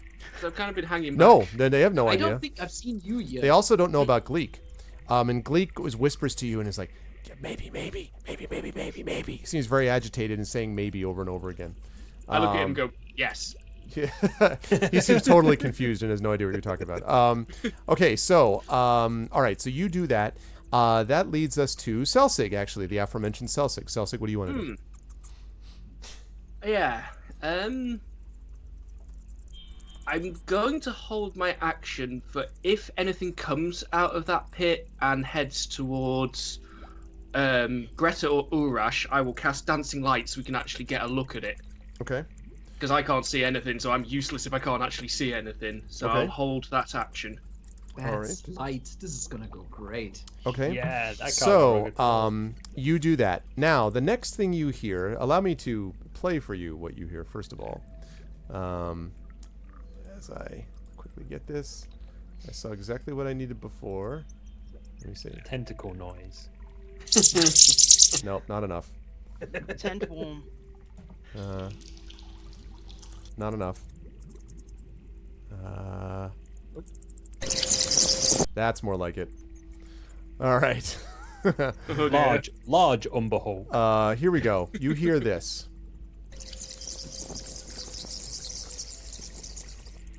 And Similar word in Orcish. We're and gonna get Ace Ventura. and then as this is going on, you hear this incredible sound, and I'm actually. You remember? You guys have all seen Batman Begins, I hope. Oh, come on. Nope. Yes. No, Nope. you Yeah. haven't ever seen it. Nope. Okay, let's get this like this. Let me just move this over here. So, if you haven't seen Batman Begins, first of all, go see it immediately. Massive. And secondly, pretty quickly. Hold on a second. Oh, dear. More bats. Control C, Control V, Control C. Yeah, basically. Paste. Yes. That's a rubbish copy paste job right there. So, literally, you would guess thousands of bats come pouring out of the pit below. They are agitated beyond belief. I am not pleased with the sound. It is not good enough. I need way more bats than this. This is not a good enough bat sound. I need bat swarm is what I need. So basically, you need there are so many bats it starts to sound like angry water. Oh yeah, I got it. Here we go. Yes, exactly like you just said. Screw this lame thing. That's terrible. Go away, monster cave Like bats. a waterfall. Never return. Pouring out of it.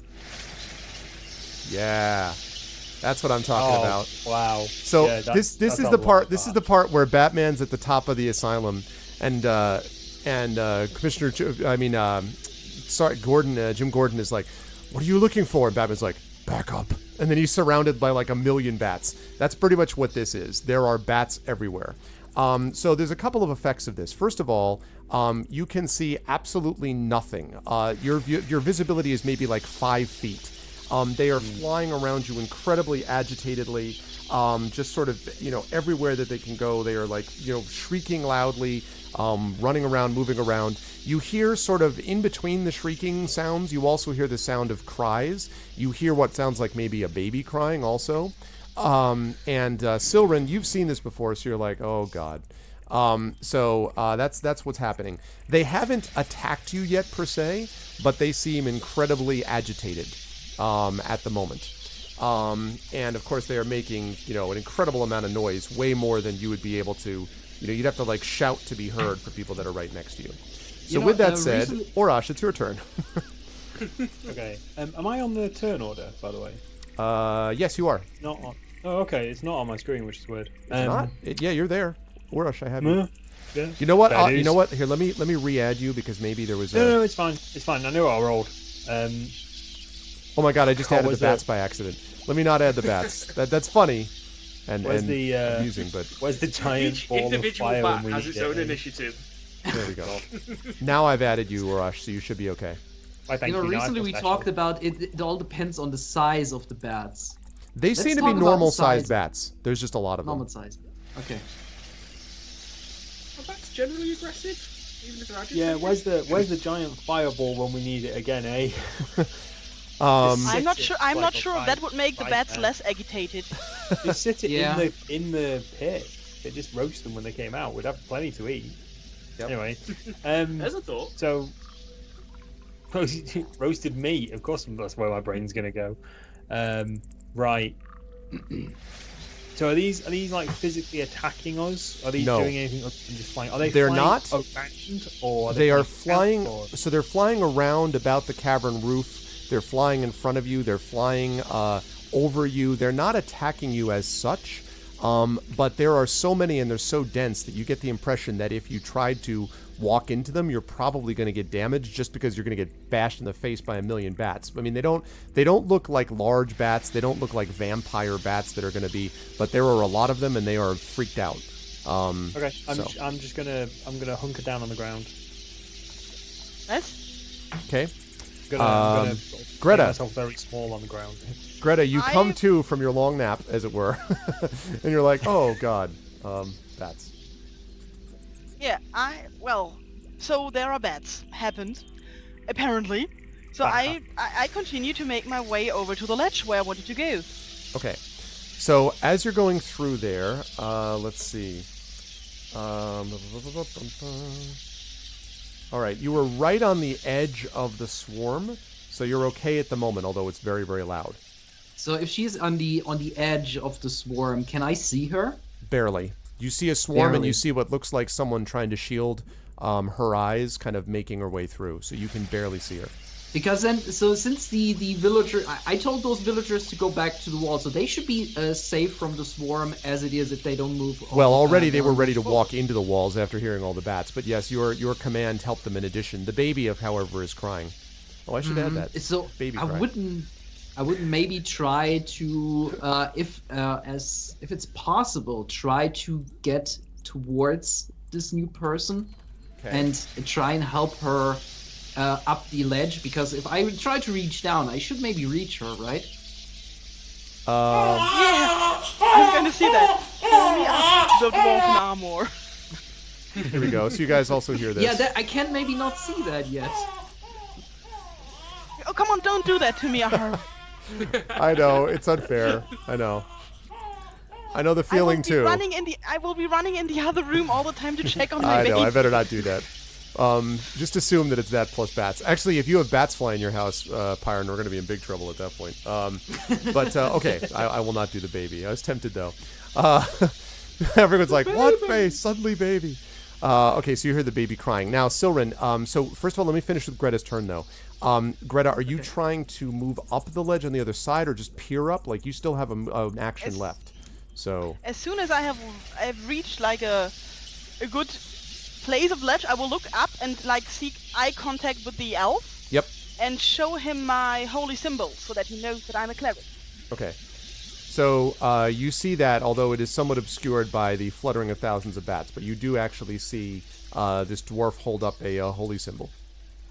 You know what? I'm having a much better idea. I had ready that flippin' rope that I wanted to get down there anyway. Right. I'm just gonna throw the end of the rope towards the villagers until they grab it, which I assume they're gonna do, and throw the end of the rope down so she can climb up. Okay, so you throw it over to the villagers. The villagers though they don't catch it. It slides away again because they are right now terrified. The only one who's sort of nervously looking in that direction is Morak, but Morak is trying to calm down the baby. It occurs to you that the baby crying is probably not helping the bat's agitation any either. Yeah, I assume so. God damn it. So, but it is now technically your turn. I don't really see me trying to get her up there. I don't know yet though. We can try. I was going to say, you can certainly drop the rope and try to hold it for her as she climbs up. I can try that. That would have to happen, however, on your turn to drop the rope down and sort of, kind of wait for her to climb up it. But this technically is your turn. You go right after her, so. Okay, cool. Then let's try that. Let's try to lend her a rope and make her not make more noise.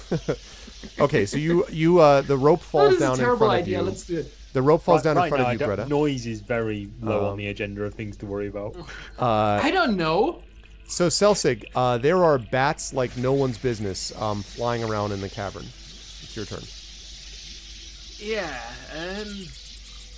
upon hearing the big mass of bats, I'm kind of reconsidering maybe lighting up the area is not the greatest idea. Thought you were going to say you're questioning your life choices and... that as well, yeah. Wondering what idea drove me to come along with this bunch of clod-hopping fools who can't sneak to save their life. Sure, not really much. I'm in the room. I can hear what you're saying.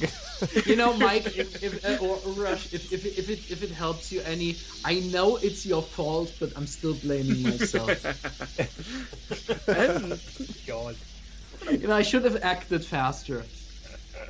So we've got a rope down there, haven't we? Well, from where I am down to from where you are, yes, yep. Yeah. Can't really think what I could do because I can't see anything. So if I try and get down there by myself now, I'm not going to see the edge of the cliff, and I'm just going to go face plant. You know, if my character knew that you had like a light spell, I would kind of like try to suggest that you kind of like light everything and draw the bats out of the cave, so we can leave in peace. It's not a bad shout. I mean, it's not a bad shout. Yeah, it's not. Yeah, unless anyone has like a massive sleep spell that we can just cast on them. What I'll do... I don't think I have anything like that. Yeah, I'll cast Dancing Light, which I can actually combine by 4 lights to form a humanoid of medium size style light. So about here.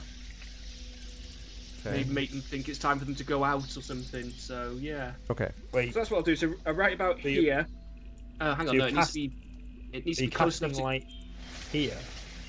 It needs to be close enough to sort of actually catch their attention, I guess. And then I need to hit the deck fast. But they go out. The bats. They go out during the night, don't they? Maybe so if they see light, if they see light outside, they're just going to stay indoors. Unless I put the light maybe here. Yeah, I think push them away from it. Did you say you can put them into humanoid figures? Yeah, I can combine the 4 lights into a vaguely glowing humanoid form of medium size with a radius of 10 foot. Is that just one humanoid figure? Yeah. There's 4 lights making sort of a human shape. Yeah, I was going to suggest maybe putting 1 light here, 1 light here. To do that? Yeah. And 1 light here, like on each side, because then the only dark place would be the rest of the cave. Because if you remember, like all of this cave is pitch black. Yeah, I can do that. As I long don't as know, we're it's just an 20 idea. feet of each other. Hang on, let's see. Yeah. I don't know, it's just an idea. It might not work. It might just aggravate them. It's the only thing I can really think of doing. So, but bats don't generally attack the bright glowy thing, as far as I know. So yeah, we'll do that. So if I can't use dancing lights, I'll put 3 lights down, one there, and one there, and then I'm going to use my bonus action to dive in this pool. Okay. Because they're going to be heading So- straight for me if this goes as we think. All right, so you put down the lights. By the way, the dancing lights cantrip, right? So you're able Yeah. to. Okay. that's right. So you dive into the pool now. When you dive into the pool, Oh dear. I don't think you should have done this. so there's a big splash, and then you're conscious of the fact that this seems rather foul. I need you to make a Constitution check for me, please, Celsig. Oh, Here this we go. is No ogre big- toilet. Yeah. 30. So Ah. you're ogre like, poop. it seems like this pool was not fresh mountain, this is not Poland Spring. This is not where you're going to get your drinking water from. It's mostly corrupted with minerals, but there are also lots of weird things like solid objects drifting by. You don't really know what the objects are, but you have a guess. I'm really glad I can't see right now. And Oh my god, and yes. it's coming from an ogre. So you are It's gonna be the size absolutely of, overcome. like, You managed to get to the pool and then just basically bend over retching. So at the moment you are incapacitated, and you basically are like right here. And Gleek looks at you with his arms folded, and Gleek is like, maybe. I'm being judged by Maybe. a goblin at those 3 words. The question is, how do those light spells turn out? So when the lights go up there, you guys see lights come up, but unfortunately, when you guys are thinking about lights, you might have been thinking more about the effect of, say, moths or something like that. But the good news is that the bats, instead of sort of rushing over to those lights, they do start to kind of gather together a little bit, and they start to quiet down, and you see them rapidly begin to descend back into the center of the pit. They grow quieter and quieter,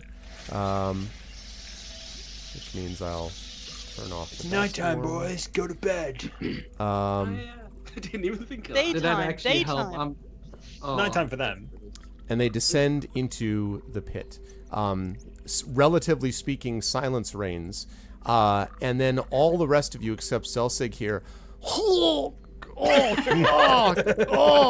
God. You hear this horrible retching and heaving sound from the main cavern. Thank you for the sub, Tavia. Welcome in.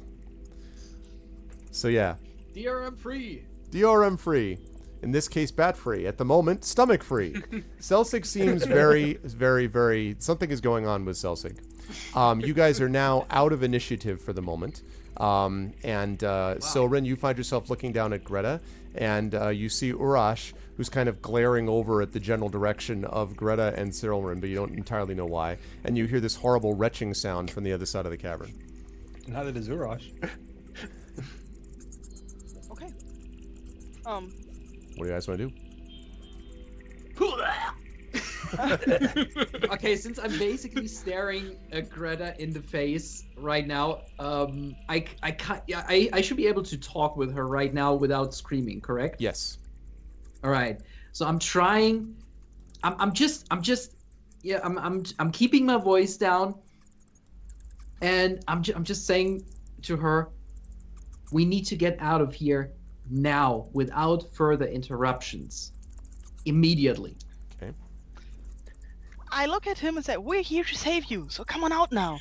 We killed the ogres. Are you sure you don't need anyone to save you? Suddenly, Princess Leia. I imagine this being like the accompanying sound all the time. Look, while we're professionals. Yeah. Oh god, there's poo everywhere! It's in my clothes. It's in all of my pockets. It's in my face. It's everywhere. You basically look like the ogre when he stood up out of the bath. By the way, I what is? look at the elf and I smile with all the I'm not sure what the English words are, but I'm sure they all start with Benny something. And say like, Benny Hill. no, Sorry, carry on. Benedict, whatever. Yes. And I tell him, I follow the God of Light. He leads my way, and I'm going to lead you out of this dark cave into the light. And we killed the ogres while you huddled here in fear. So yes, we are saving you now. Come on. Great. So what I'm gonna be doing is, before she even like with her gods and stuff like that, I'm only listening with like half an ear. I'm kind of like telegraphing to the villagers to slowly come over, silently if possible. Yeah, it's probably worth mentioning. I'm probably not concentrating on maintaining the dancing lights right now. Oh, being no. distracted. The concentration is blown out of the water. Don't we? Yeah. The lights are gone. So the villagers, like, the baby is still crying, but the mother has managed to, kind of shh. So they walk over to you, and again, Morak says, what happened? And he's kind of saying it. He's looking over he sees you as well, Greta. You see this dwarf up there. Good. I smile. Someone I can work with finally. Yeah, I smile at him, show him my holy symbol, and like beck them, like, come on, let's get out of this cave. We killed the ogres. And he says, still need to get those people down there. So I would go back to that stepladder idea, since we have that big half orc down there already. So you may as well just serve those villagers to help to get down this ledge. Okay, Urash can help. I motion Urash over. I mean, if he just lifts his arm, he can like pick down the villagers. Yeah, without hopefully doing a whole lot of noise. Okay. For once. So Morak says, all right, I'll try to convince them best I can, but they're pretty scared, I don't know that they're going to want to be, and as Urash comes over, so Urash, all of the people kind of look over. The halflings who are up there look a little nervous. There is another dwarf who's up there as well, a female dwarf who kind of looks down at you, sort of like feels to relax a little bit with Greta, isn't sure what to make of Urash. And then as they're bringing the baby, which is still kind of crying on and off, when the baby sees Urash, immediately stops and just sort of is like, ooh. Ooh. And just sort of looks down at you with its eyes guys, wide. This is now our chance to do at least something, to not stand around here anymore, and at least try to get the hell out of here. Absolutely. And we should take that chance. I don't know these people, but they seem to be on our side, even though that orc was not exactly raising a lot of confidence in that, but they seem to be at least What? I come in here, I make a 10-foot leap onto a ledge to try and save these bloody ingrate people. I've had this so much. I then try and catch one of my teammates who has fallen, and this. Never mind. Right, in my I should actually just jump down this ledge there with a feather fall. Oh well, it's up to you. I mean, or you can just go the orc elevator method. No, I'm using the orc elevator. Okay. So I'm gonna enjoy that. So you guys all go down. So Urash, this is of course no problem for you with your strength. Yeah. You set them down with no difficulty, all to the dulcet tones of from the cavern beyond. I'll try and be as non-threatening as possible as well. So like, as people are coming down, I'll sort of be like, "It's okay, we're here to help. Don't worry, we'll get you out of here." That sort of thing. So when the baby, hey Jedi, so when the baby is handed to you and you bring the baby down, you're prepared to hand it over to the mother, and then you notice that the baby has fallen fast asleep, and it's just as you just sort of cradle it, it's just fast asleep, and the mother is kind of gives you this look, sort of like, because you get the impression, Silren, you know that the baby has not really been of the quiet variety for basically ever until now, so way with Urash has a way, I don't know, but in any good case, man, Chaotic good transcends all races. So, so you're able to get down. Everyone is able to get down that way. And when you get down, the dwarf who introduces himself to all of you as Morak says, there's more of us over in those ledges up there to the north and the east. Why did they separate you? They didn't want us escaping. You see, there's a big one in here, a goblin. His name is Hark. He captured us all, and he was going to use us for ransom.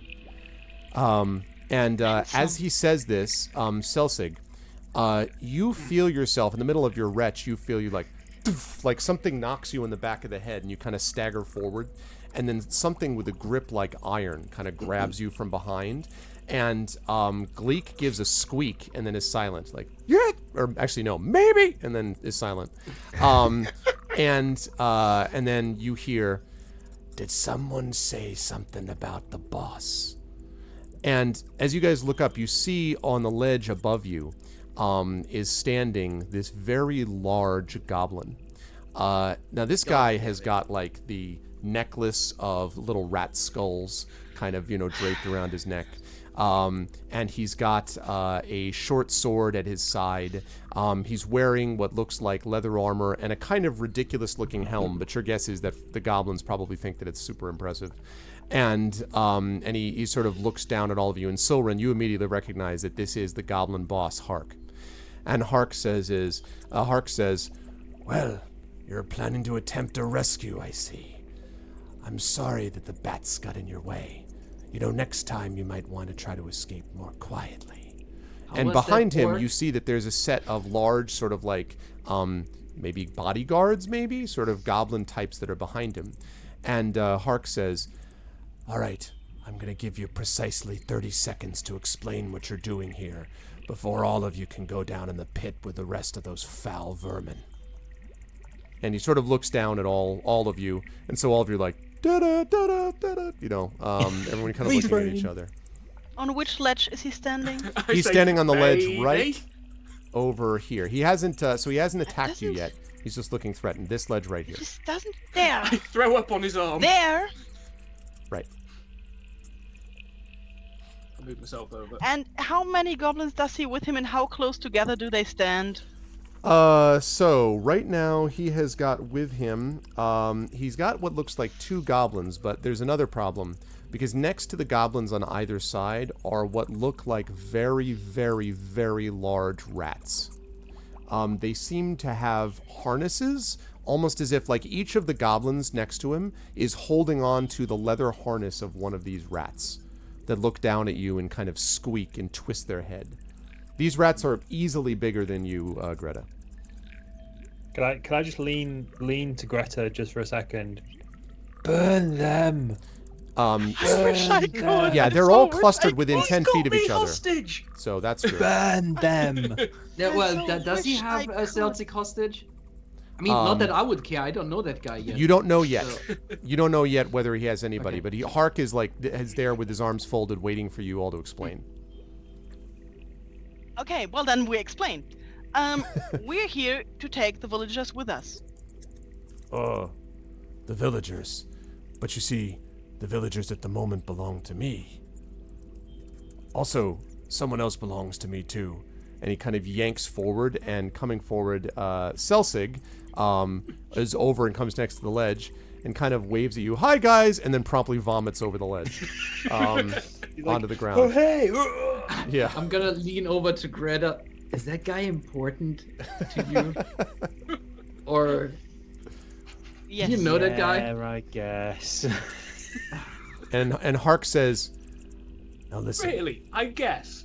Hark says, "Listen, to be honest with you, I don't really mind that much that you killed the ogres. They're kind of bothering me anyway. I think they thought they were bigger deals than they were. I'm not an unreasonable goblin.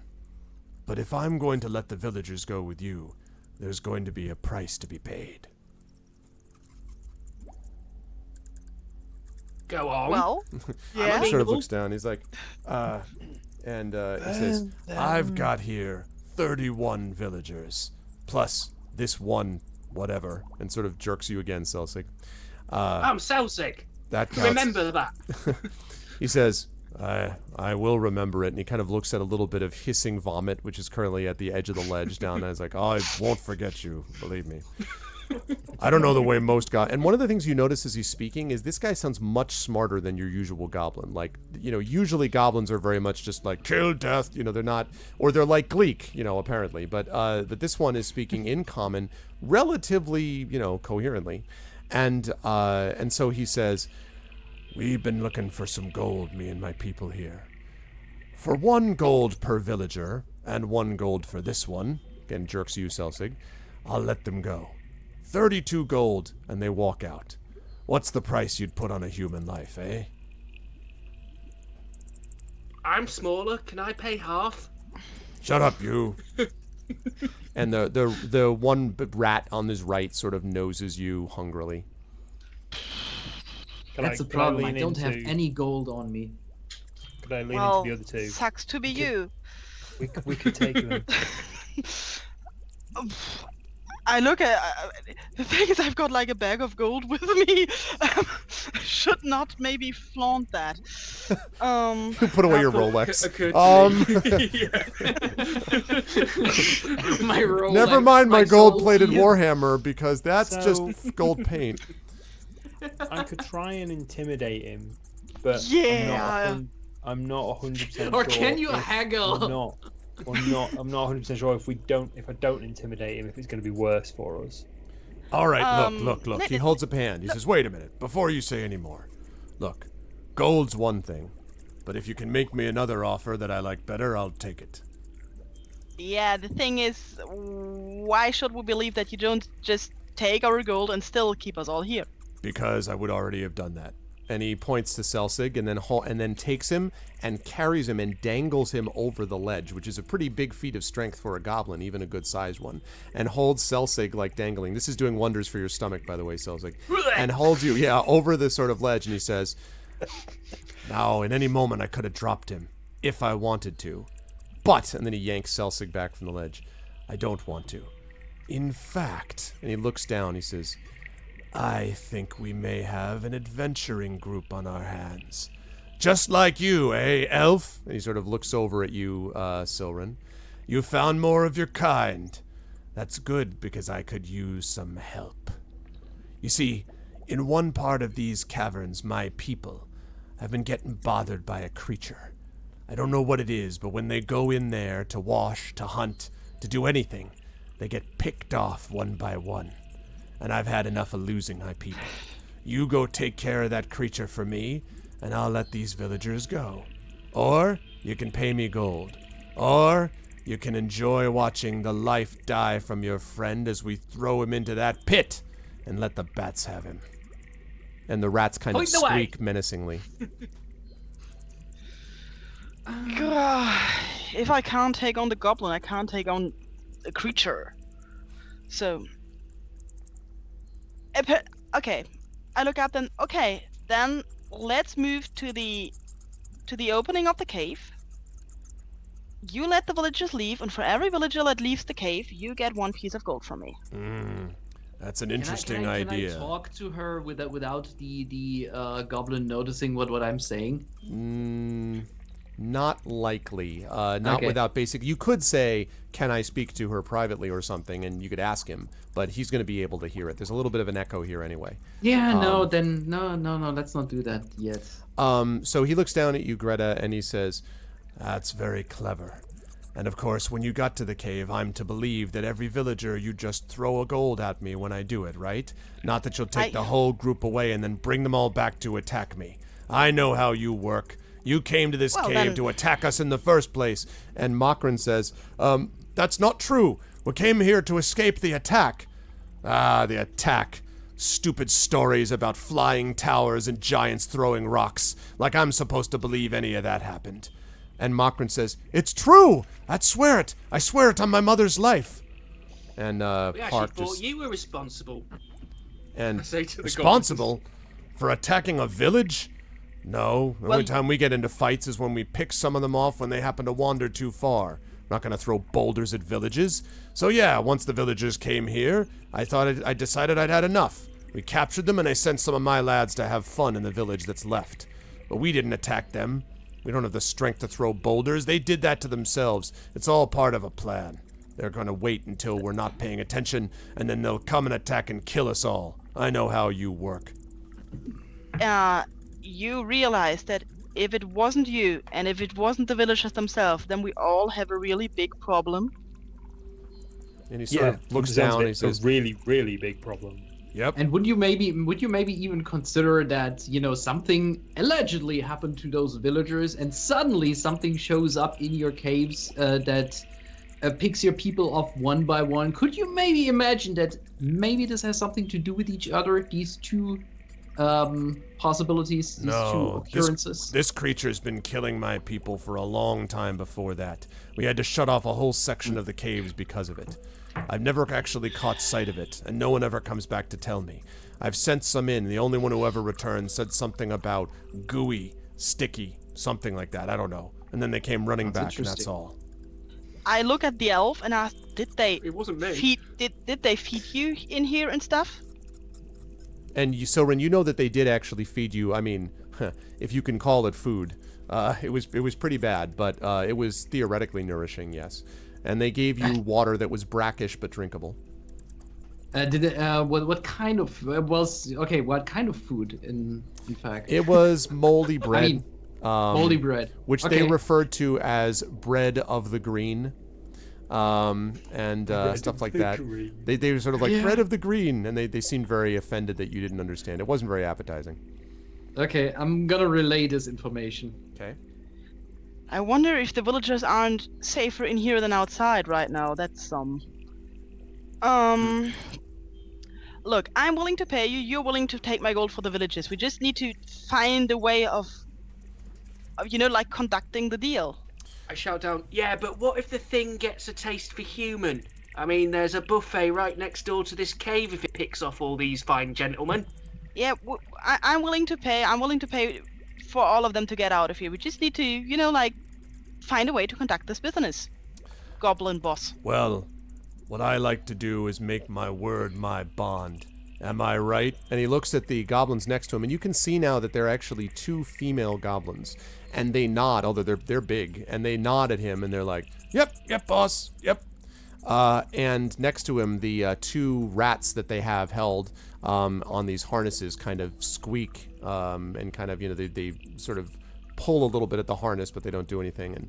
And he says, you can trust my word. I don't want the villagers attacking anymore. But if I'm going to let them go, I want it to be clear that you're not going to get revenge on my people back in the village either. You go back there, you tell them what happened, tell them Hark sent you, and, well, they'll come back this way. But the only way we're doing this is if I get the money first.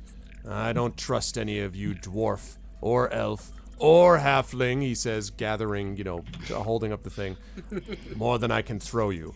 And by the way, I can throw you pretty far. And he gives you this big grin, Selsig, with these brown, rotting teeth. I would like to make an inside roll to see if I think he's trustworthy. Go ahead and do that. It's interesting that he didn't mention me. I said orc. Well, no clue about said this guy. He doesn't think of you as a half-orc. Yeah, he did say orc. I didn't hear orc. Yeah, so he certainly, looks like he's acting confident when he's saying it, but you're not clear what that could ultimately mean. He could just be very confident in his lie. You don't know. Ashraf, in answer to your question, Roll20 can be a good place, but the place I would recommend, honestly, is checking out some of the shows on YouTube. I don't want to, toot our own horn, but this team is a team that's been playing with us and has been doing a great job. We have sessions of this that are saved on the YouTube for GOG, the videos for GOG on Twitch. Also, my channel has a permanent, has a D&D ongoing campaign. Those guys are level 8 now, and if you go over there, there's a lot of those that you could catch up on as well. But in my opinion, D&D is the best game ever made, because every time I play it, I have an absolute blast, and it helps to have really good players. And both my players there and these guys, all these players are wonderful too, so you can do worse than to learn from them. Okay, so with that said, back to what we were talking about, Greta. So Crusher Skull. Okay. What? I What? turn away from him and start going through my stuff because I really don't want to show him my bag of gold. Just a minute. Could you put me down, please, sir? You're like You're throwing getting stocks stuff on and your bonds over your head, like not that, keys to the rolls, not that. Yeah, no jewels, no, not the gems. Oh, Okay, God. so Where my pennies at? I count out 31 gold. It was Yes, 32. Unless you don't want to save Selsig. 30. It was 31 villagers and 1 Selsig. There was So- 30. So there was 30 villagers, 1 Celtic, and an elf. Right. Oh well. So 32 gold. Maybe I we can counted also out- leave the orc behind. I hand it to Urash because I think he's the only one who's able to like reach up to give the goblin the gold, right? That's correct. Probably, yeah. Yep. Okay, so Okay, so you reach up then I and go over here. Oh, sorry. You tell me what you do. Sorry. Yeah, so before I'm going to hold the bag out, but just far enough away that he can't snatch it away from me. I'm going to ask him, we have your word, yes? And he says, "You have my word, as long as you don't try to stab me in the back on the way out." We've stabbed enough ogres today. I don't think we're going to do that. And he kind of frowns and he sort of nods. And then he takes the gold and he runs away laughing. No, I'm just kidding. He takes the gold and he says, "Right. You can figure your own way out of that pit, I suppose. I'm going to give you the chance to do that." And he sort of, nods to something. And as he does that, Urash, you can just see that the goblins, the two female goblins holding the harnessed rats, move away. And behind them, you see that the harnessed rats were linked to other ones. There must have been 7 giant rats up there, along with so there were like 7 total rats. There were like 5 others besides the ones that you had seen. They had a line of rats. Yes, they're like linked together. And as the goblins move, you see that Hark is actually not standing, like walking. He's standing on a sled that is pulled by giant rats. So the giant rats literally pull him away on this like thing. Goodness. Yeah. We And quit this guy's Goblin style. If we had panicked the rats, he would have fallen into the pit. yeah. And so he Well, moves now we away know. from the edge. And Selsig, you are dropped rather painfully and unceremoniously on the ground right next to the ledge. Zelda could have said something. He didn't. What? Um, If they're not scared No, of a it's fine. halfling covered in ogre poo, then there's not a lot I can think of I could have done. I should mention, Urash, speaking of this, that both Urash and Greta, actually Urash, Greta, and Silrin, you all, or Silrin, I'm going to say Silrin because I keep missing That's the fine. Y. There we go. Silrin, better, now I can see it.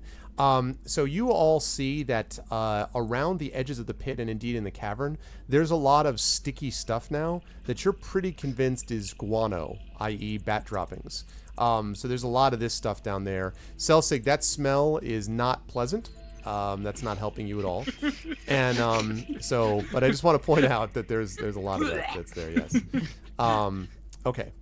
Is there a chance I might have puked on either Urash or Greta at this point? Not looking at our so far. locations? You've managed to avoid hitting them so far. I mean, that's fortunate. yeah, you said like you're disappointed. Okay. I cast light on the holy symbol I carry around my neck, so the villagers and everybody can better see me. And I look at Urash and like, okay, let's move them out. Okay. Yeah, we still Okay, have the yeah. orc step ladder, and then we should be able to get out of here. Okay, so you start doing that. Now, are you doing the same method for the other ledges, like with him standing there and then you lift them down, or like how are you doing this?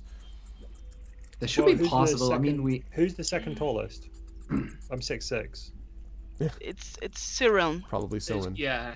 So if I were to stand, let's say here, for example, away from all this sticky crap on the floor, and then is it Sirin? Silrin. Yeah. Silrin. Yeah. I apologize. So Silrin, I would then to lift Silrin up onto this ledge, Okay. and they were to help people down from that ledge. We could get a bit of a adventurous step ladder going on. Okay. Yeah, it should be possible. What do we think? Yeah. Sounds good. We Cool. can do Okay. that. All right. Right, So I'm gonna. Do I need to perform any sort of checks or something like that to get up there? Do we need to make another dexterity check so he doesn't throw me into the pit? Right. Well, that is not a concern. The only check that you've got to worry about now is a dexterity check to make sure as you're doing this that you're not being so loud as to disturb the bats again. So you are not causing any problems in terms of falling, but it's more about the noise. So the way I'm going to handle this is I will assume one dexterity check for each of you on around the ledge, and then one dexterity check for each of you on the other ledge, because remember there's 2 other ledges, right, that you're doing. There's this one here, and then you've got this one back over here, which is all the way to the east. So those Correct. 2 ledges right there. Yeah. So the first one is over here. So I want each of you guys to make a dexterity check. I need one of them to be good. If both of them suck, we might have a problem. 14, not bad. That seems pretty good. Remind me sorry, again. so for dexterity, it's that. So it's that. Sorry, Yeah. Chris. It's that die on the. It's the sidebar on the left side. You Yeah, click yeah, on that I dice got roller, and then you've got the D20, and you're going to add your dexterity bonus, Also, which I think is 2. a plus 2, yes, exactly. And then I should be able to 11. Okay. So both of you were able to do not too much difficulty this time, doing it relatively quietly. There's a little bit of, scraping. The group up here, by the way, there's more humans in this group over here, although there is one what looks like a gnome that gets dropped down from there, and you're able to bring them over and repeat the process. And then finally, if you guys want to move your characters over here, you can do one more dexterity check each for over here. By the way, I've noticed there's been some discussion in chat about is this a good thing to use. I have used Roll20 on occasion with tabletop, although I must say I prefer to use myself. If I'm face-to-face with people, I like using kind of like, paper maps that I can show people and stuff like that. But I tend to do more theater of the mind if I can anyway. Like, I don't like dropping everything down to just, like, there's times when I've run combats that I just describe what's happening as opposed to just having it be on maps. Pen and paper probably is superior because there's nothing that replaces the energy of being in the room. But honestly, this is what allows D&D to be possible for me because it's so hard to get a local campaign. So having players from all around the world, like we've got someone from Germany, someone from the UK, someone from Wales, 2 people from Germany, someone from the UK, someone from Wales, just in this group alone. And I've got people from all over the States and one from Australia in my other group. So Roll20 is amazing for that, really is. Okay, so sorry about that. So the second roll was okay. Let's see how you do. Let's see how you do. Okay. Oh God! No. Well, so you're like, I got it, I got it, and then they start dropping. Okay, so I'm gonna give Urash and I'm gonna give Silren a chance to both catch the falling villager, who is being way too loud. So you guys can each make a dexterity check here. So a second dexterity check. This is to try to catch. We may need that light illusion again. I was just thinking, should I have that prepared? Maybe we should just have it cast. That might Oh, wow. Look at that. Oh, never mind. So Urash is like, but Silren leaps forward and dexterously grabs. The end of The Princess Bride where, she jumps down into the arms of the, he's like, hello, lady. That's exactly what happened. Just sort of gently dives, and then you, with a look, hand over to Urash. It's the beginning of beautiful friendship. Kind of wink. Yeah. So it does not. So there's no noise that is made. The rest of it passes uneventfully, and you guys are able to get the rest of the villagers up here. They are not in great shape. Obviously, they're sort of tired and scared and but they're all living apparently, and they seem to be mostly, except for the baby, of course, able to walk. And on the outside of this, I should say, by the way, over here you see the group of goblins, Hark among them, sort of waiting back around here, kind of gathered together watching you suspiciously. And with them you see Gleek is in front. And Gleek is kind of looking, and he keeps sort of looking over his shoulder, sort of nervously at them, and then he looks at you as you walk out. Assuming you do walk out, Greta, I shouldn't assume. Are you walking out this corridor here? Like back out to here or no? I'm walking behind the villagers. I'm going to be the last in line. Okay, so he looks at you nervously, and Hark says, all right, now get out of here. Be thankful you're going with your lives. Tell the villagers to leave my people alone. And Gleek says, in something in Goblin that you don't understand. And to you, Pyron, he says, yes, and he kind of like nods his head in your direction, almost like he's looking nervously over his shoulder at Hark, as if and then kind of looks back at you pleadingly. Seriously? Yes? I look at Hark. I'm sorry. What did he say? And Hark said, he said that he thought that you were kinder than we were, and that you wanted to go on adventures, do what he always wasn't able to do when he was a child. He always had dreams, he said. Dreams and aspirations. This is what he's saying as what he was actually saying in Goblin. Dreams and aspirations about being a bigger goblin with the chance to expand his horizons. I don't really understand most of what that was, but that's what he just said. We take him if you pay us 1 gold. I'll pay the gold. Don't think you would take it kindly if we take one of yours with us, right? I'll ask him. I'll give you a gold for him. And Hark is like, He kind of looks down at Gleek, and he says something to Gleek and Goblin, and Gleek like nods furiously, and Hark is like, I don't understand it. If a goblin doesn't want to be a goblin, no reason to keep him here. But listen, once you leave this cave, you're one of them. You understand me? And he says this in common, so it's obviously for your benefit as well. He says, you're one of them, not one of us. And Gleek kind of looks, and then he stands up defiantly, and he looks at Hark, and he says, yes! And he looks up at him. And so Hark kind of shakes his head, and he says, all right, give me the gold. There you go. Yeah, have a gold. All right, so he Also, takes it. It's Harken, isn't it? Hark. Just Hark. Hark. Oh, I'm like just gonna something turn got to- struck. Yeah, I'm just going to turn to Hark and say, that's all of the villagers, isn't it? And he's like, yeah, I don't want any more of them around here than I can handle. All right, well, that makes 2 of us. And he says, all right, good luck. Don't stumble in any mud pits. And he starts laughing, and all the rats sort of skitter and everything. And Gleek kind of nervously moves over next to you and sort of looks back. Yeah. Hark, that creature of yours, you will be able to deal with it, right? Maybe. I could always use some help, though. Yeah, but we already paid for the villagers. Right. Well, that means that the creature's still my problem. I guess if you could help take They'll care do of the it for creature, I 30 could gold. figure out a way to help you in turn. Maybe we could help each other if we want to do an additional transaction.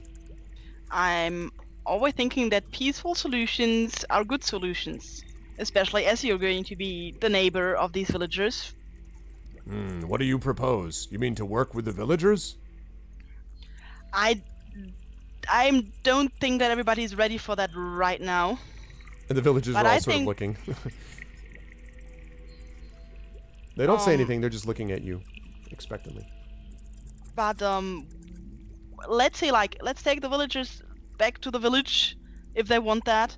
Tell the goblins that the villagers will move back into the village. Everybody sleeps off, and we are allowed to come back another day and maybe talk about a possible cooperation to get rid of that creature of yours. And he sort of says, all right, Gleek, since you want to be one of them so badly, I'm going to make you... And he takes this word, and as I said, he is smarter than your normal goblin, obviously, but you get the impression that this word is one he's been saving up for just the right moment. Ambassador. And he kind of looks at everyone and nods and shakes his head, and they're all like, oh, and the female goblin's like, oh, and the rats kind of skitter. And Gleek looks very, he sort of looks up and is like, yes? In common, seems to have no idea what was just said to him.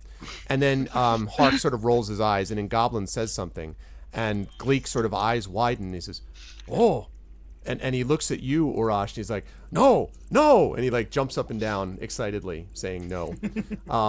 And he says, and Hark's like, all right, if he can convince everybody to do what you just said, then that's fine. Just make sure when they come back, you come back with trying to help us, not trying to help yourselves to my people's stuff, I didn't even know you have stuff, and we're just leaving now.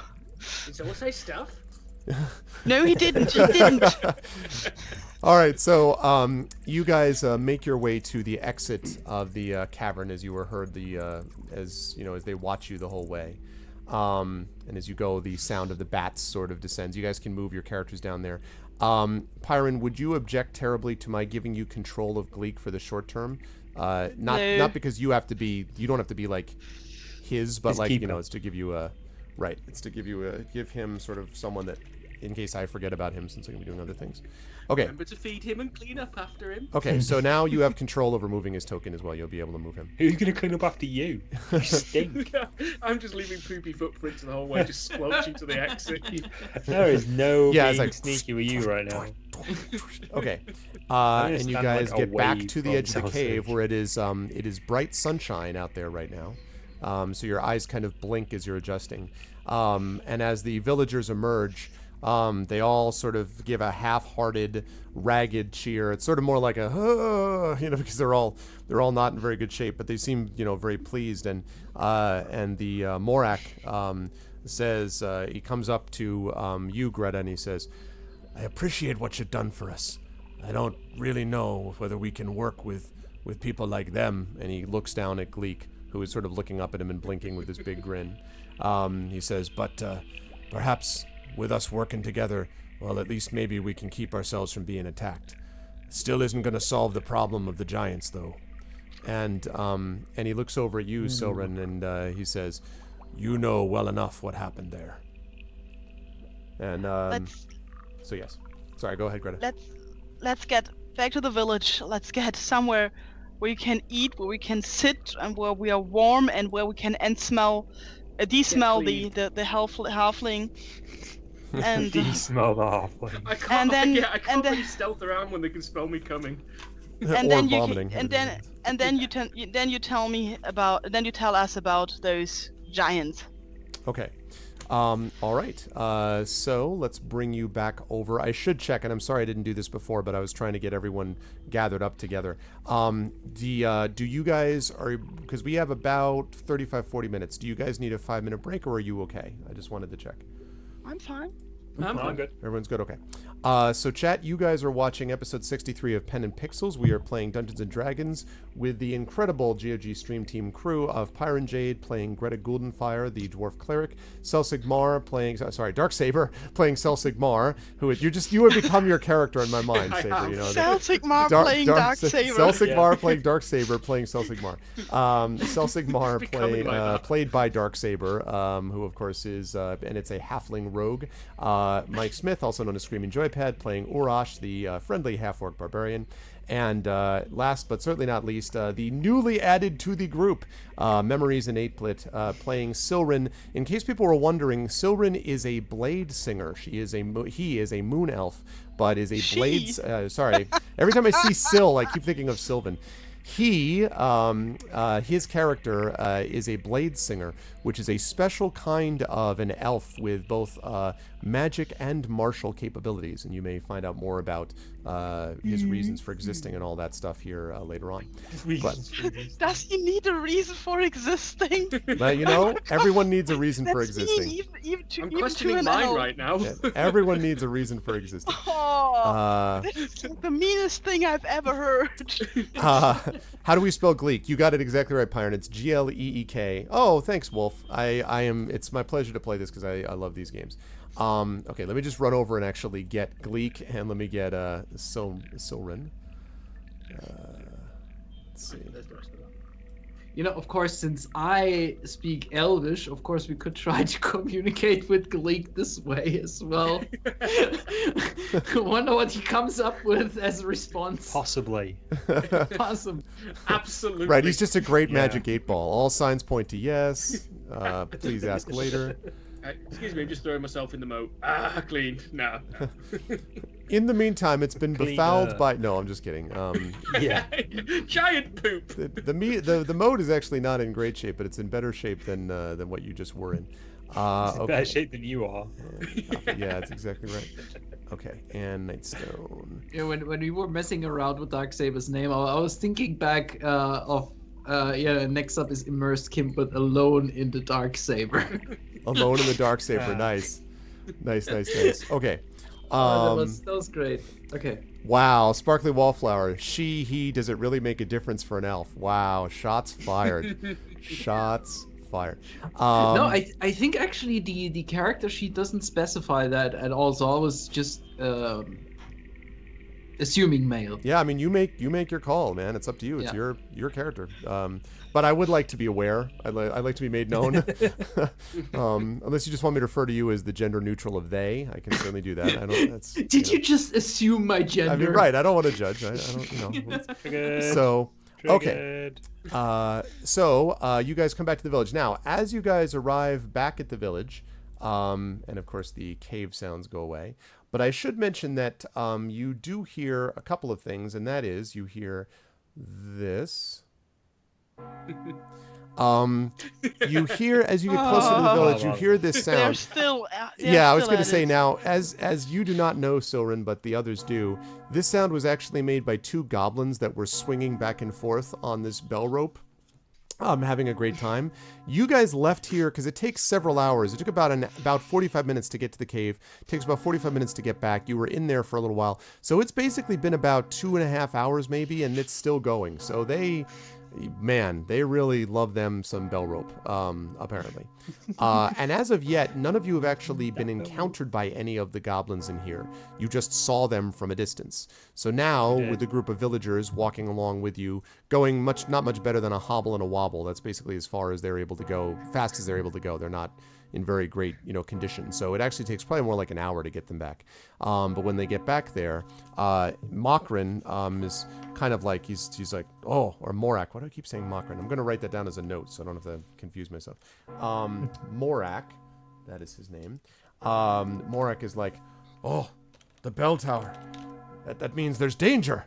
There could be anything in there. We have no idea what it is. Anything. No, it's goblins messing around with the bell tower. We snuck around earlier. All right then.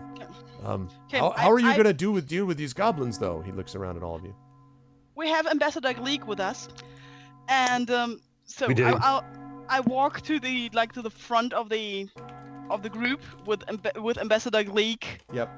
Who Hopefully coming along. proudly walks next to you, like is very much Yep. like, And so I hope that Ambassador Gleek knows what's going on and just walk towards the village with him. Let's also remember there's a trap in the main doorway of the village. Oh yeah. Yeah, somebody left a trap there. Okay, go ahead and move your characters down there. I will see that Ambassador Gleek does not step into the trap. Okay. Where am I? Is anything caught in the trap? Oh, sorry, you're up here? That's me? That's no, where'd you go? Yeah. I moved you. You're right there. Right? This is me, isn't it? No, that's wait, I'm on the that's- bridge What's That's Orash? correct. Oh, you're on the bridge. Okay, there you are. I was like, what the devil? Okay, you're on the bridge.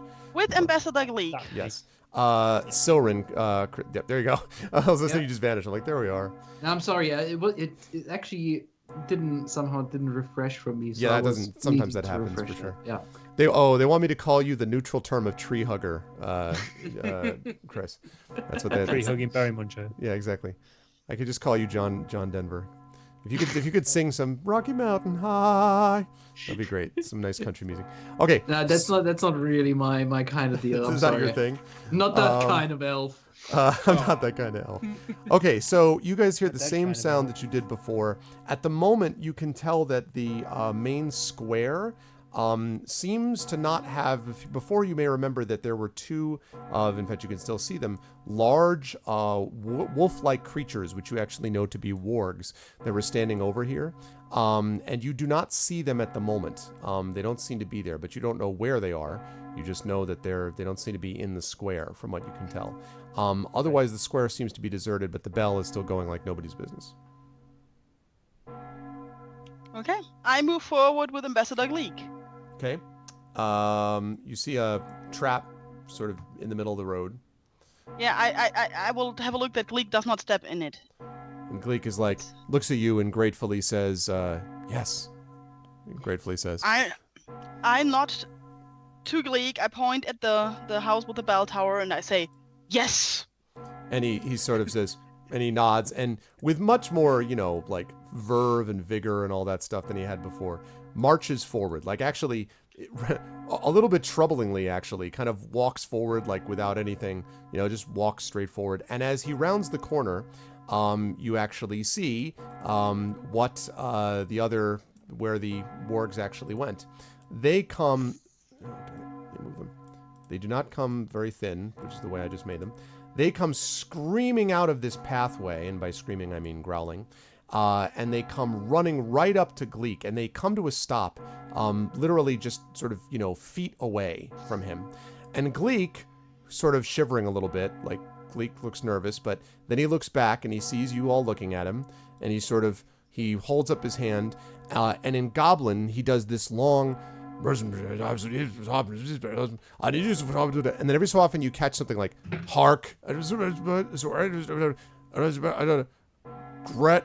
and you think he says something like maybe grata, and then you hear something like Rosh, and then he makes some like like retching sounds pointing over in that direction at you, Celsig. You just got a new name. And then he walks along and looks all like like sort of thin, and he's sort of like like kind of looking down at everything else, and maybe that's what he means by you, Silrin. We're not really sure, but he looks he does that, and the sort of wargs look up and down, and they kind of snuffle, and then they look at you, and then the wargs, still growling, back off to this house here. So they're just right at the edge of the house, and they're looking at you. I say, well done, Ambassador Gleek. And he says, yes. This is grand. Okay, then I point to the I know, I was to the thinking I house. am Groot was going to come next. Yeah. All right. I'm sorry, then you point to what? Sorry. I point like inside the house with the bell tower and say, yes. Yes. And We will get this. We will get and this. he walks inside. And are you following to see him? Like, are you just like? I will peek through the doorway to see what happens. I need to see this. So the two goblins are sort of back and forth, like pulling on the bell tower, on the bell rope, and kind of laughing and giving each other high fives. And when Gleek comes in, Gleek holds up a hand, and first in common he says, "Yes." Like, with as deep a voice as he can muster, and it sort of echoes, and immediately they sort of hear him, and immediately, if I could find the bloody sound effect, there we go. It stops, and they stop ringing it. They sort of stare at him, like sort of mouth agape, and he looks at them and he says, hark, Greta, and he sort of does all this stuff, right? He goes through all of it, and they're sort of look at him, and then they sort of chatter back, hark, and they're like pointing like to the building. And he's like, no, and he's like pointing back at them. Silrin, you don't happen to speak Goblin, do you? No. Okay, I just want to make No, sure. I So they're just like babbling at each other, and finally they sort of look at him suspiciously, and muttering, they sort of go out and stand next to the wargs there.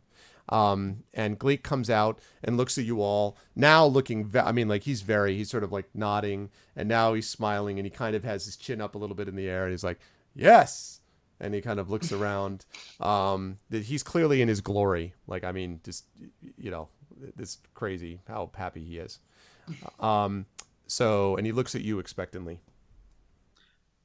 Okay. I think we should get the villagers, shouldn't we? Sure, you can do that. Yes. Yes. Yes. Yes. Yes, he says yes. So he kind of looks around, and he says to you, he points to the two goblins, and then he points, and the wargs, and he points back to you, Greta, and he says, yes, and shakes his head. And he goes over to them, and he sort of points, he puts his hand above their head, and then puts a hand above a head, and then he starts putting his hand above, like if there were a bunch of other goblins, like if you follow what I mean, like he's sort of trying to indicate there's more goblins that are sort of next to them, and he says, and he kind of points all around the village and then shrugs. Huh? I also point all around the village and say yes. Okay, so he sort of nods, and he kind of looks at the goblins, and he points, and he says something at them, and they kind of grumble and kind of, sort of, one of them like pushes the other, and the other one pushes him back. And Gleek goes around basically the entire village. For the next 10 minutes, all you hear are various versions of Gleek, hark, and stuff like that, like coming from all the different places in the village.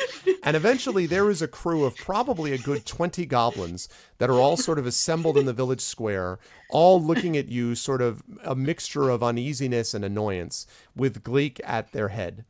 And Gleek sort of looks at all of you and looks at them, and then Gleek says, "Rah!" And he sort of gestures, and he gestures at them, and he looks at you. He looks at you, Greta, and he says, he kind of says, yes, yes, yes, yes, and he points at him and them as if he's like going to lead them, or like he's going to head back to the cave with him at the head of it. like he's going to bring them back. Is the impression you get. Like he's sort of like mimes walking in front of them and like, sort of pointing them along. Does he do that like?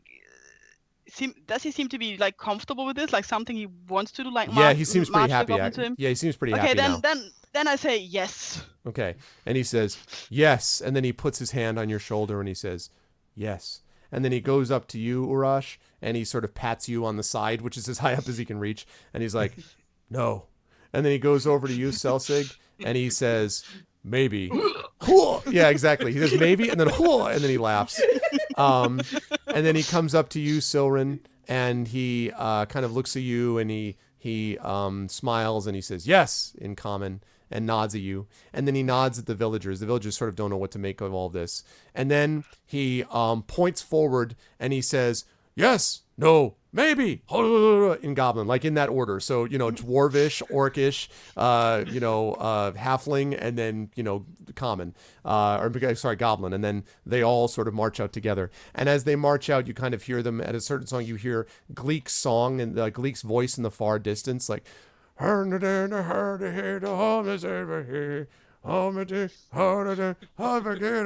something like that, as they're wandering out. And Gleek disappears on the horizon. And the bells are now over. All right. So the villagers now come in and begin to make their way around. Now, you have a lot of options available to you. The character that I mentioned, Morak, is the leader of the Nightstone Inn. So that's immediately where he wants to go. But you could explore some of these other places if you wish. But that's where he wants to go. And Morak also says that he'll explain, what happened if you're able to, attend him. So it's up to what you guys want to do. I can now reveal this village to all of you. Yay.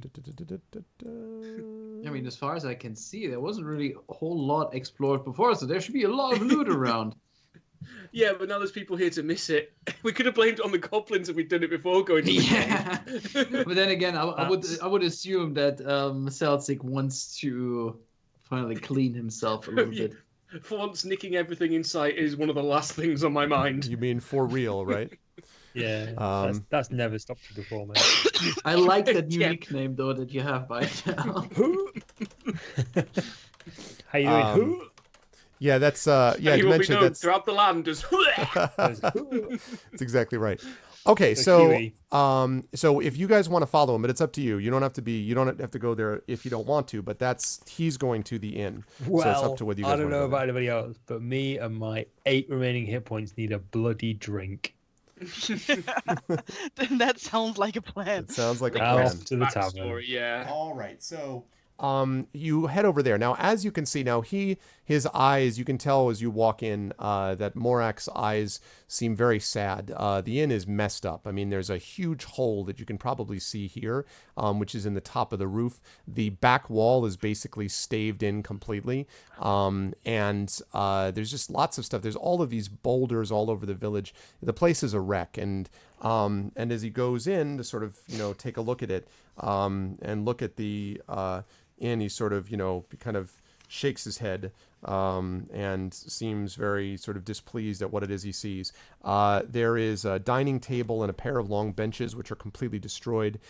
There's the remains of a bed and a wardrobe that look like they came from a room above on the second floor, and they're now lying on the first floor, and stuff like that. And there is, on the floor in the middle of the room, is a dead goblin with a crossbow bolt that's sticking out of its chest.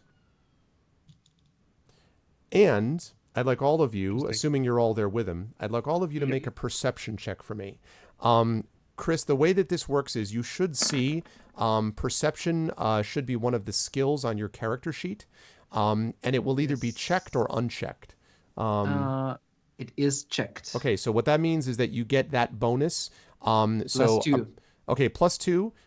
So that because it's checked, you also get to add your proficiency bonus. Now, because you're level 3, your proficiency bonus, I want to say, is 3 or 2. Strangely, on the sheet, there is also a +2 as proficiency bonus. Okay, so 2. Listed above the... It's already factored in. It's factored into it? Okay, good. So then it's just +2. Okay, cool. Okay. So let's see. Saber. Also a D20? Yeah, so D20 +2. Okay. Also, let's get some village sounds here, shall we? Bong. Yeah, bong. Oh no. I never hear that bell again. It will be too soon. All right, there we go. Let's get some of that. Still very holding back because I'm not. Okay. Give me another round, and I'm gonna be All right. flowering with Guys, decisions and shit. Okay, no, It's you're fine, doing don't fine, worry man. about Okay, so let's see. All of you, and Greta, you're not really able to make it out. You think you hear some sound, but you can't really make out what it is.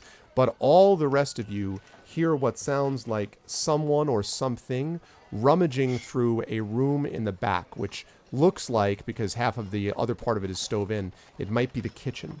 So you hear the sound of someone rummaging through it. Did that? That was. So we Greta. have a goblin with an arrow stuck in the back and noises from the back. I would suggest that we I'm are gonna head careful upstairs. about that. I'm gonna. I'm gonna I'm actually head kind of tempted to kick upstairs. the door in. Okay. You are, let's see, halfling washing station. Yes, exactly. That's exactly correct. Although you guys are actually in the wrong place. That you just put yourself in the stable. That's not the place. This is the inn. So if you would like to wash yourself in the stable, you may feel free to do so, Celsig. But this is actually the inn. Right now, I want to investigate the rummaging sound. Okay, so you go back to the rummaging sound. As you do that, Saber and Urash both. Saber and Urash. So let me rephrase.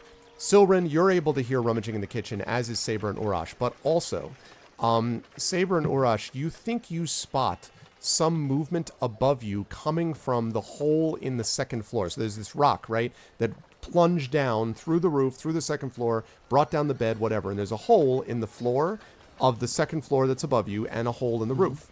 You think you see something moving just for a moment, and then it disappeared as you looked up there. But you thought you saw something moving up on that second floor. Silren, you didn't see any of that. You just heard the rummaging. I just say for the benefit of everyone else, there's something in here. Yeah. Okay, so you guys are going into the kitchen. Yeah, Greta, you're like, everything's fine. I just hear chickens outside. And it's great. There's sounds coming from the back, and I just saw something moving through that hole up there. Okay. So as you walk close to the kitchen area, and there's a little place you'll have to peer around, you actually hear.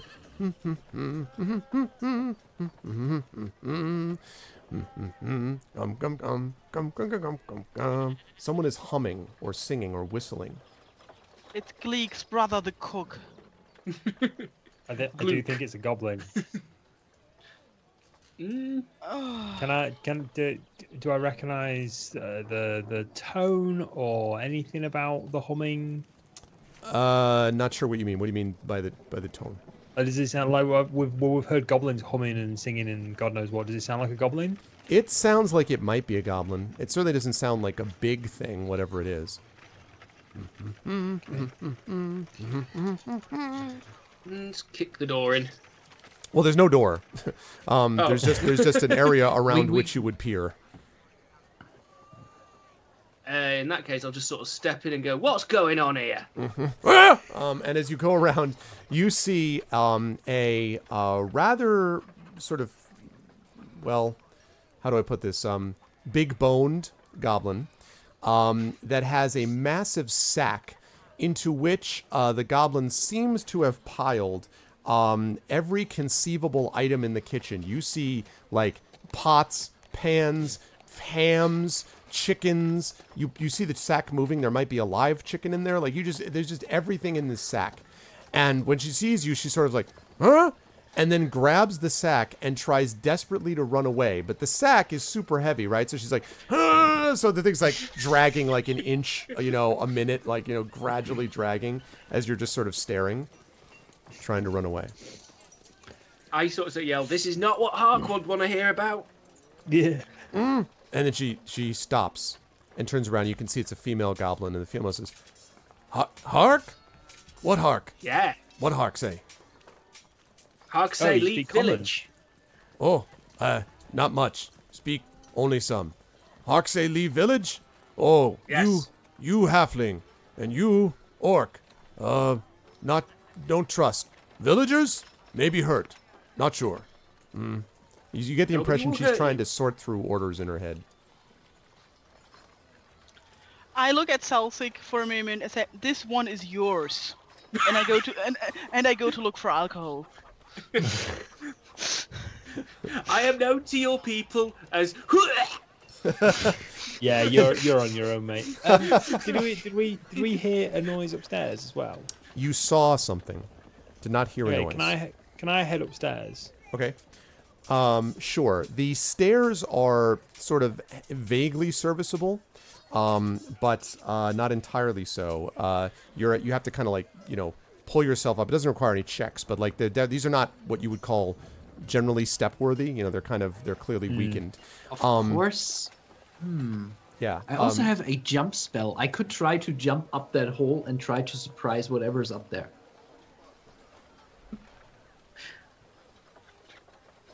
I approve of Okay. this plan. I'm not saying fine. anything. I'm You like do you go. Are Sounds you like doing that? Does anyone want to talk me out of this? No? You No, still trying to no. talk me out of this? I'm looking. Sounds like a very selfish thing to say. This I'm would looking- work much better if we had two people, one coming up the stairs and one trying to come the other way through that hole in the ceiling. Well, my presumption is it's just another goblin who hasn't heard the order, so it could be anything. Yeah, that's true. Okay. So let's see. Okay, so if you're going to do that, then you're heading up the stairs, and then you're going to try to make this jump. Let me confirm before I do that what the jump actually does before I have you. Yeah, do, I, like, I a know. heroic leap. I'm just assuming again. It's been ages. Yeah, So don't I'm worry not about really it. sure if that's even usable for this. I have a tendency to go with liking awesome things, even if it's technically not usable. So we'll see. Let's see. You mean stupid things? Yeah. a Your good jump thing with our distance is group. tripled. You can do that. This isn't that big a building. Yeah. So Yeah. so go ahead. So you, but however, I think that's a first level. I want to say. Yeah, it's a first level. Okay, so just make sure that it's marked off. We'll have to talk about later on about spell slots and stuff like that. But just sort of note on your sheet that it's been used for the moment. Okay, or that, I'm that gonna jump has been actually used once. write that down. It's basically spell slots more than it is spells. But as I say, we'll talk about that later. So so you get ready so basically, I as I understand it, you're trying to jump up through the hole and land on the second floor, right? Yeah, That's the yeah, theory? where Celtic assumed to have seen the motion. Okay. So you get underneath, you wait, you sort of lower yourself, and then you jump straight up into the hole. And as you had hoped for, Silren, you leap up and find someone, a sort of medium height human with dirty blonde hair, sort of staggers back from the opening, clearly like, whoa, like, sort of shocked. And turns to see Urash, who has already made his way up, kind of standing at the top of the stairs with arms folded. And she kind of looks back and forth between both of you and says, All right. If you're one of the attackers, I'm not one of them, okay? Don't, let's not make any rash moves here. Oh, are you one of the villagers? No, I'm one of the visitors here. I was knocked unconscious when the attackers first came. It's a good thing I'm even alive. But who are you? Well, I'm not really great on who the elf is, but me and my friends sort of came here. Well, we've not been formally introduced. You're just sort of following us at the moment. My friends and I came here, saw the devastation. We went to a cave nearby, met some goblins. We've gathered people back from the goblins, and now people are starting to filter back into the city. So you were staying here, yes? Yes. I actually came here some time ago. You see, I'm actually a monk. I seek to understand more of the world around me, and have done so by exploring and investigating everything that I possibly can. So I came here in the hopes that I would do that, and suddenly this massive attack began. I didn't really know what to do. It's fortunate, I guess, that I survived. I saw a bunch of people screaming and heard a bunch of people screaming, and then there was a loud noise and a thud, and when I came to, here I was. Well, naturally, I stayed where I was. I didn't want to take any chances of getting hurt. I couldn't do any good out there. Okay. Yeah, I thought that's this fine. inn was going to be safer, it was probably the safest place you could hide. In all fairness, I think you should probably come with us. The rest of the team is downstairs. They're probably going to want to hear what you've got to say and what you've seen, especially. Okay. We'll go get a drink. As you she sort of nods at you. I would like both you and Celsig to make perception checks for me again, please. Okay. Mm-hmm. Exactly, Blorp. I'm James Bond. Oh, not this time. Was that me? Both of you, yes. You too, Rush. Okay. Yes. Yeah. Nope. Okay. So you're like, sounds good. Wow. You all turn. Wait. Yeah. Oh. Oh, I'm sorry, Silren. Did I say Celsig? Why did I say Celsig? Yeah. Silren, Yeah, I'm sorry. I beg your pardon. 'Cause it begins with an Celsig, S. wow. I mean, Silren, wow. You see all. So you're like, You you're see like, the here's your code. blood type, your social security. No, okay.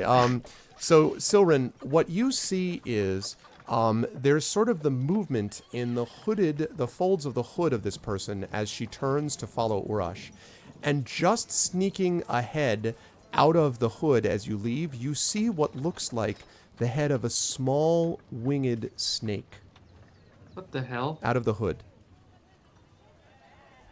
And then it disappears again.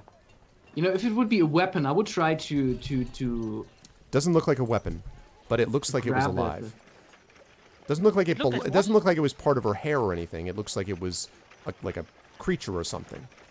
Pet or something like it. Familiar? So she doesn't like try to to attack Urash with it No. or something like it. Nope. Nope.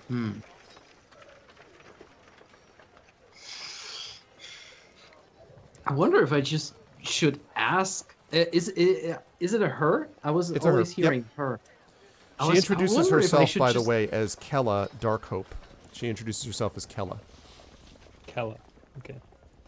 I wonder if I should just ask her if that's her familiar. It's up to you. What do you want? If you want to do that, You know what? Let's do that. okay. Let's just simply blatantly confront her with that question. Okay. If what I just saw is like a pet or familiar or something like that. And she says, "What? Oh, yeah, that's just my pet.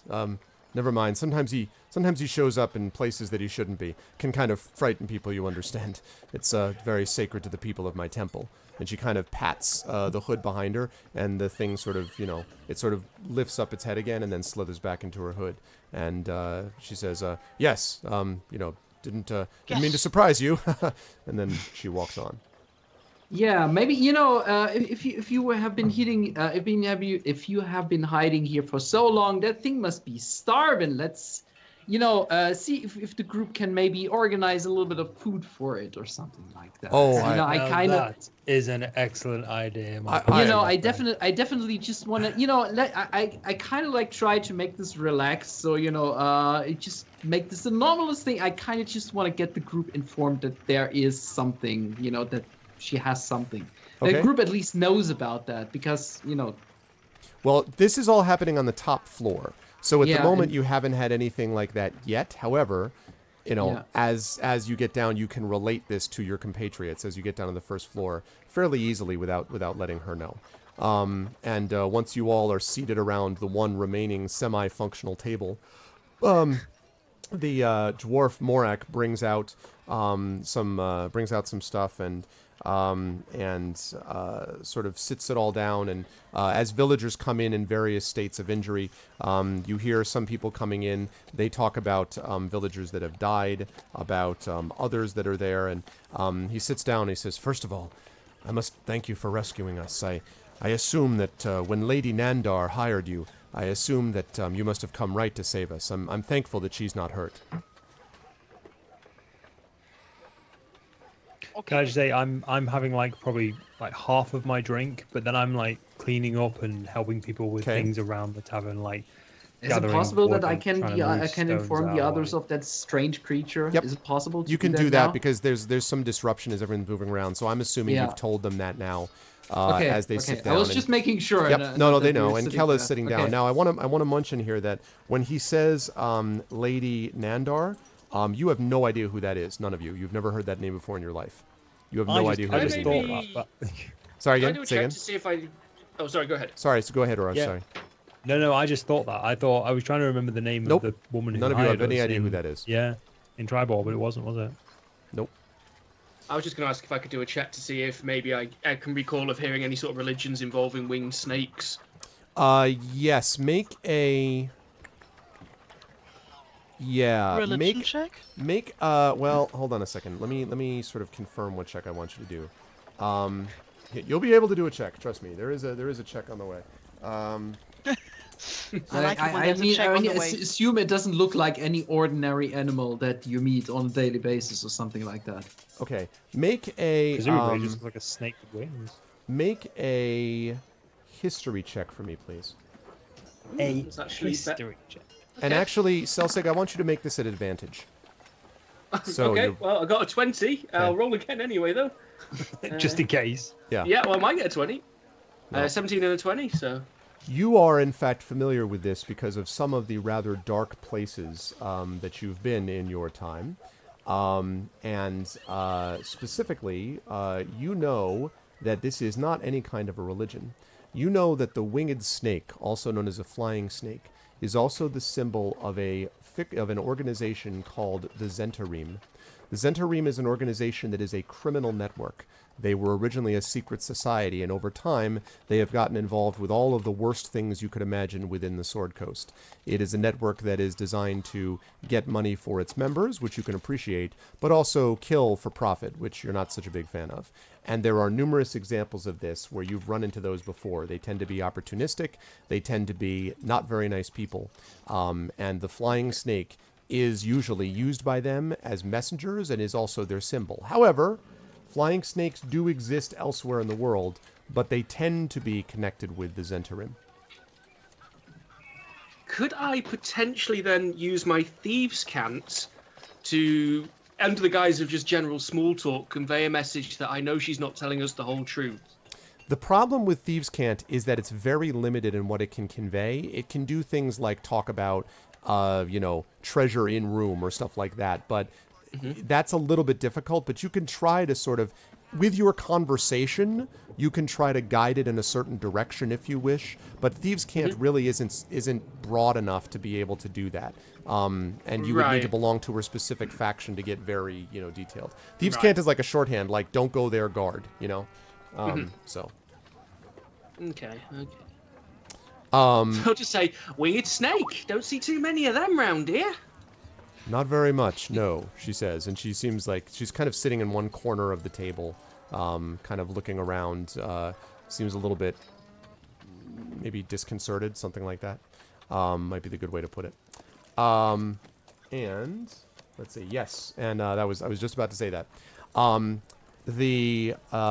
she sort of says, yes, I know that. And then the innkeeper, Morak, says, all right, I need to explain what happened to you, or what happened to this village, and I need to ask for your help. We came to that cave and got kidnapped by Hark and his goblins, but they weren't the ones who did this to us in the first place, as he said. It all started, you see, with a flying tower, giants throwing boulders from the sky. And he looks at you with his eyes wide, and with that, I think we will wrap up the session for today. Great job today, guys. This was fun. You did manage to get stuff. You have some intrigue to deal with. What's going on with Kella? What's going on with this village? Why are there people attacking it? What is all this business? And you guys are back in Nightstone. Yes, so we are going to call this to a halt, though, because we've reached the 7 o'clock hour, the witching hour, as it were. But great job, and we will reconvene, hopefully, relatively soon. But before I do that, I'll start this time on the opposite end and work backwards. Memories in 8-Bit, welcome to regular play. I hope you had a good time and all that stuff. And Chris, go ahead. Yeah. Go ahead. No, it's still very intimidating. I really need to catch up on the rules and the general etiquette of playing. So I was a little bit silent today, to make sure to get like in the feel of the game a little bit. But I think next time will be a lot better in that regard. Okay, well you did fine. It's good to have you in the mix. Where will GOG and the rest of them see you next, on your channel or elsewhere? They will see me on Thursday on my RPM show, where we will be playing a little bit more Sky Hill together with chat. And I can't promise too much, but this time, if we do another Twitch plays Sky Hill, I will try to organize a little bit of a raffle for you guys for the end of the stream. So yeah, take a look out for that stream on Thursday, 7 p.m. UTC. This is otherwise known as the game where Chris kills me a bunch and then laughs about it and is like, no, it's fine. Let me just kill you again, and makes me into a ghost. That's fine. I see how it is. And now that I'm your DM, in no way would I ever retaliate for those deaths. No, I'm just kidding. But moving right along, Mike, do you have? I know you said you've been doing a lot of YouTube stuff. Do you want to talk that up? Yeah, why not? So I'm currently doing a series where I'm looking at video game soundtracks on vinyl called Vinyl Fantasy. Nice. We've just done the Hokum soundtrack. I'm just going to move on to the Journey soundtrack and then the Undertale soundtrack, which is going to be exciting. I've got the collector's edition unboxing of Last Guardian that's live there, and my live stream is going to be put up there in episodes of the entire playthrough of The Last Guardian. You can also check out my reviews of Killing Floor 2 and Final Fantasy 15, both on PlayStation 4. Nice, very nice. And I think we got links for everybody right now on Moobot, except for Memories, and we'll add Memories in 8-bit next, so we'll do that next. Awesome, great to have you as always, Mike. Moving right along, Darksaber. Darksaber, when are we going to see you next? I'll be right back here on GOG tomorrow evening with my retrospective show, where I haven't 100% committed to a game yet, but it's probably going to be Stardew Valley, because I made the mistake of picking it up again recently. Yep. That's good, man. And beyond that, you can always catch me on twitch.tv/DarkSaberSuke, where I'm currently in the process of wrapping up Arkham Knight, which is very, very... It's good. It's got good moments, it's got its bad moments. And you're doing every Riddler challenge because you're weird, right? I just once, I want to punch the Riddler in one of those games, because usually I say, I'm not doing it, get lost, and just once, I need to punch him in the face. The collectibles! Oh, God. Anyway, that'll be fun. I'm looking forward to Arkham Knight in the future. And last but certainly not least, Pyron Jade. Pyron, when are we going to see you next? I don't think I got a stream in this week, but I hope to be back on GOG.com next week. I don't know when, I don't know what yet, but I really hope it's going to happen. And privately, I'm currently playing a lot of Caves of Kut. So maybe because I'm just totally obsessed with this game right now, I might stream some of that on my own channel. To know what I'm up to, just follow me on my Twitter account, or if you don't have a Twitter account, just, I don't know, look at my Twitter account and refresh all the time. Something like that. And good advice. I would be very, very happy if you could vote for Caves of Kut on the wish list for GOG, because I would love to see the game to come to GOG. Super, super cool. Very awesome. That's great. You guys did great today. I hope you enjoyed it, and we will reconvene. I'll chat with you guys on the Skype window later on tomorrow or the next day or whatever, and we'll talk about when we can do our next session. But great job today, guys. I'm glad that we're back in the saddle with Storm King's Thunder, and this is fun, and I will see all of you wonderful people soon. So I'm going to wrap up with chat, but for all of my players, thank you guys. Good job. Thanks for having us. Thanks for having us. Great to be back. Bye-bye. Okay. Lovely. That was good stuff, guys. That was good stuff. Let me just mute myself out of there, and let's go back. Whoa, not that. You don't want to see that. I mean, maybe you do, but you don't want to see that right now. You want to see not this, but in fact me. There we go. So thanks, everybody. That was a great time. I really, again, this is why I love D&D. I mean, it's always fun. There's always something different. There's always something new, and it's great to have a group of players that, really kind of enjoy playing it with each other. So that has been great times. If you guys liked what you saw and heard, please follow the channel. Please sub to us here at GOG.com. We really appreciate that. And don't forget about us individually on our channels as well. I'm going to be streaming, trying to finish up Masks of Mayhem, hopefully. I'm scheduled for Friday, but I'm going to try to see if I can do it before that. I would love to be able to schedule for, let's say, Thursday to do like a bonus stream if I can, and then do the D&D stream itself on Friday. Do Dishonored 2 on Friday. Next Saturday, I have a special voiceover cast called the Our Vocalists, my voiceover team. They're going to be playing Phoenix Wright Ace Attorney Trials and Tribulations. So that'll be a good time over my channel. You guys can check that out if you want. And if you like D&D, and I certainly do, I have my regular D&D campaign, which I play with a group of people called the Infinity and Beyond crew, and we are playing through right now The Rise of Tiamat. So you got a chance to see these guys. These guys are on level 3. Those guys are around level 7, level 8. So you get to see a higher level campaign over there, and it's fun, a different kind of feel, but it's fun, and I have a lot of fun with them as well. So you can check that out on my channel. As for here, I'll be back at you guys with episode 64 of Pen and Pixels probably next week, when we will continue with our playthrough of Tyranny. And again, we will be back to D&D here relatively soon. But in the meantime, thank you all so very much. I'm pretty sure I'm done. I think that was it, right? I don't think we have anyone after us, he said as he frantically looks for the public schedule. Let me just remember whether we have anyone later. No, we don't. Okay. So the next person you're going to see is Immersed Simp. He's going to be here tomorrow with Gianna Sisters Twisted Dreams. But that's going to do it for GOG for tonight. So on behalf of GOG, on behalf of all of the wonderful players, and behalf of all of you guys, you did a great job. You guys are the best. And I will catch all of you wonderful people, hopefully on my channel in the next couple of days. But if not, then I'll see you right back here for episode 64 of Pen and Pixels next Tuesday, starting at 7 p.m. So it's starting at 4 p.m. Eastern Standard Time. Until then, thanks. Everyone be good to each other. Have a good night.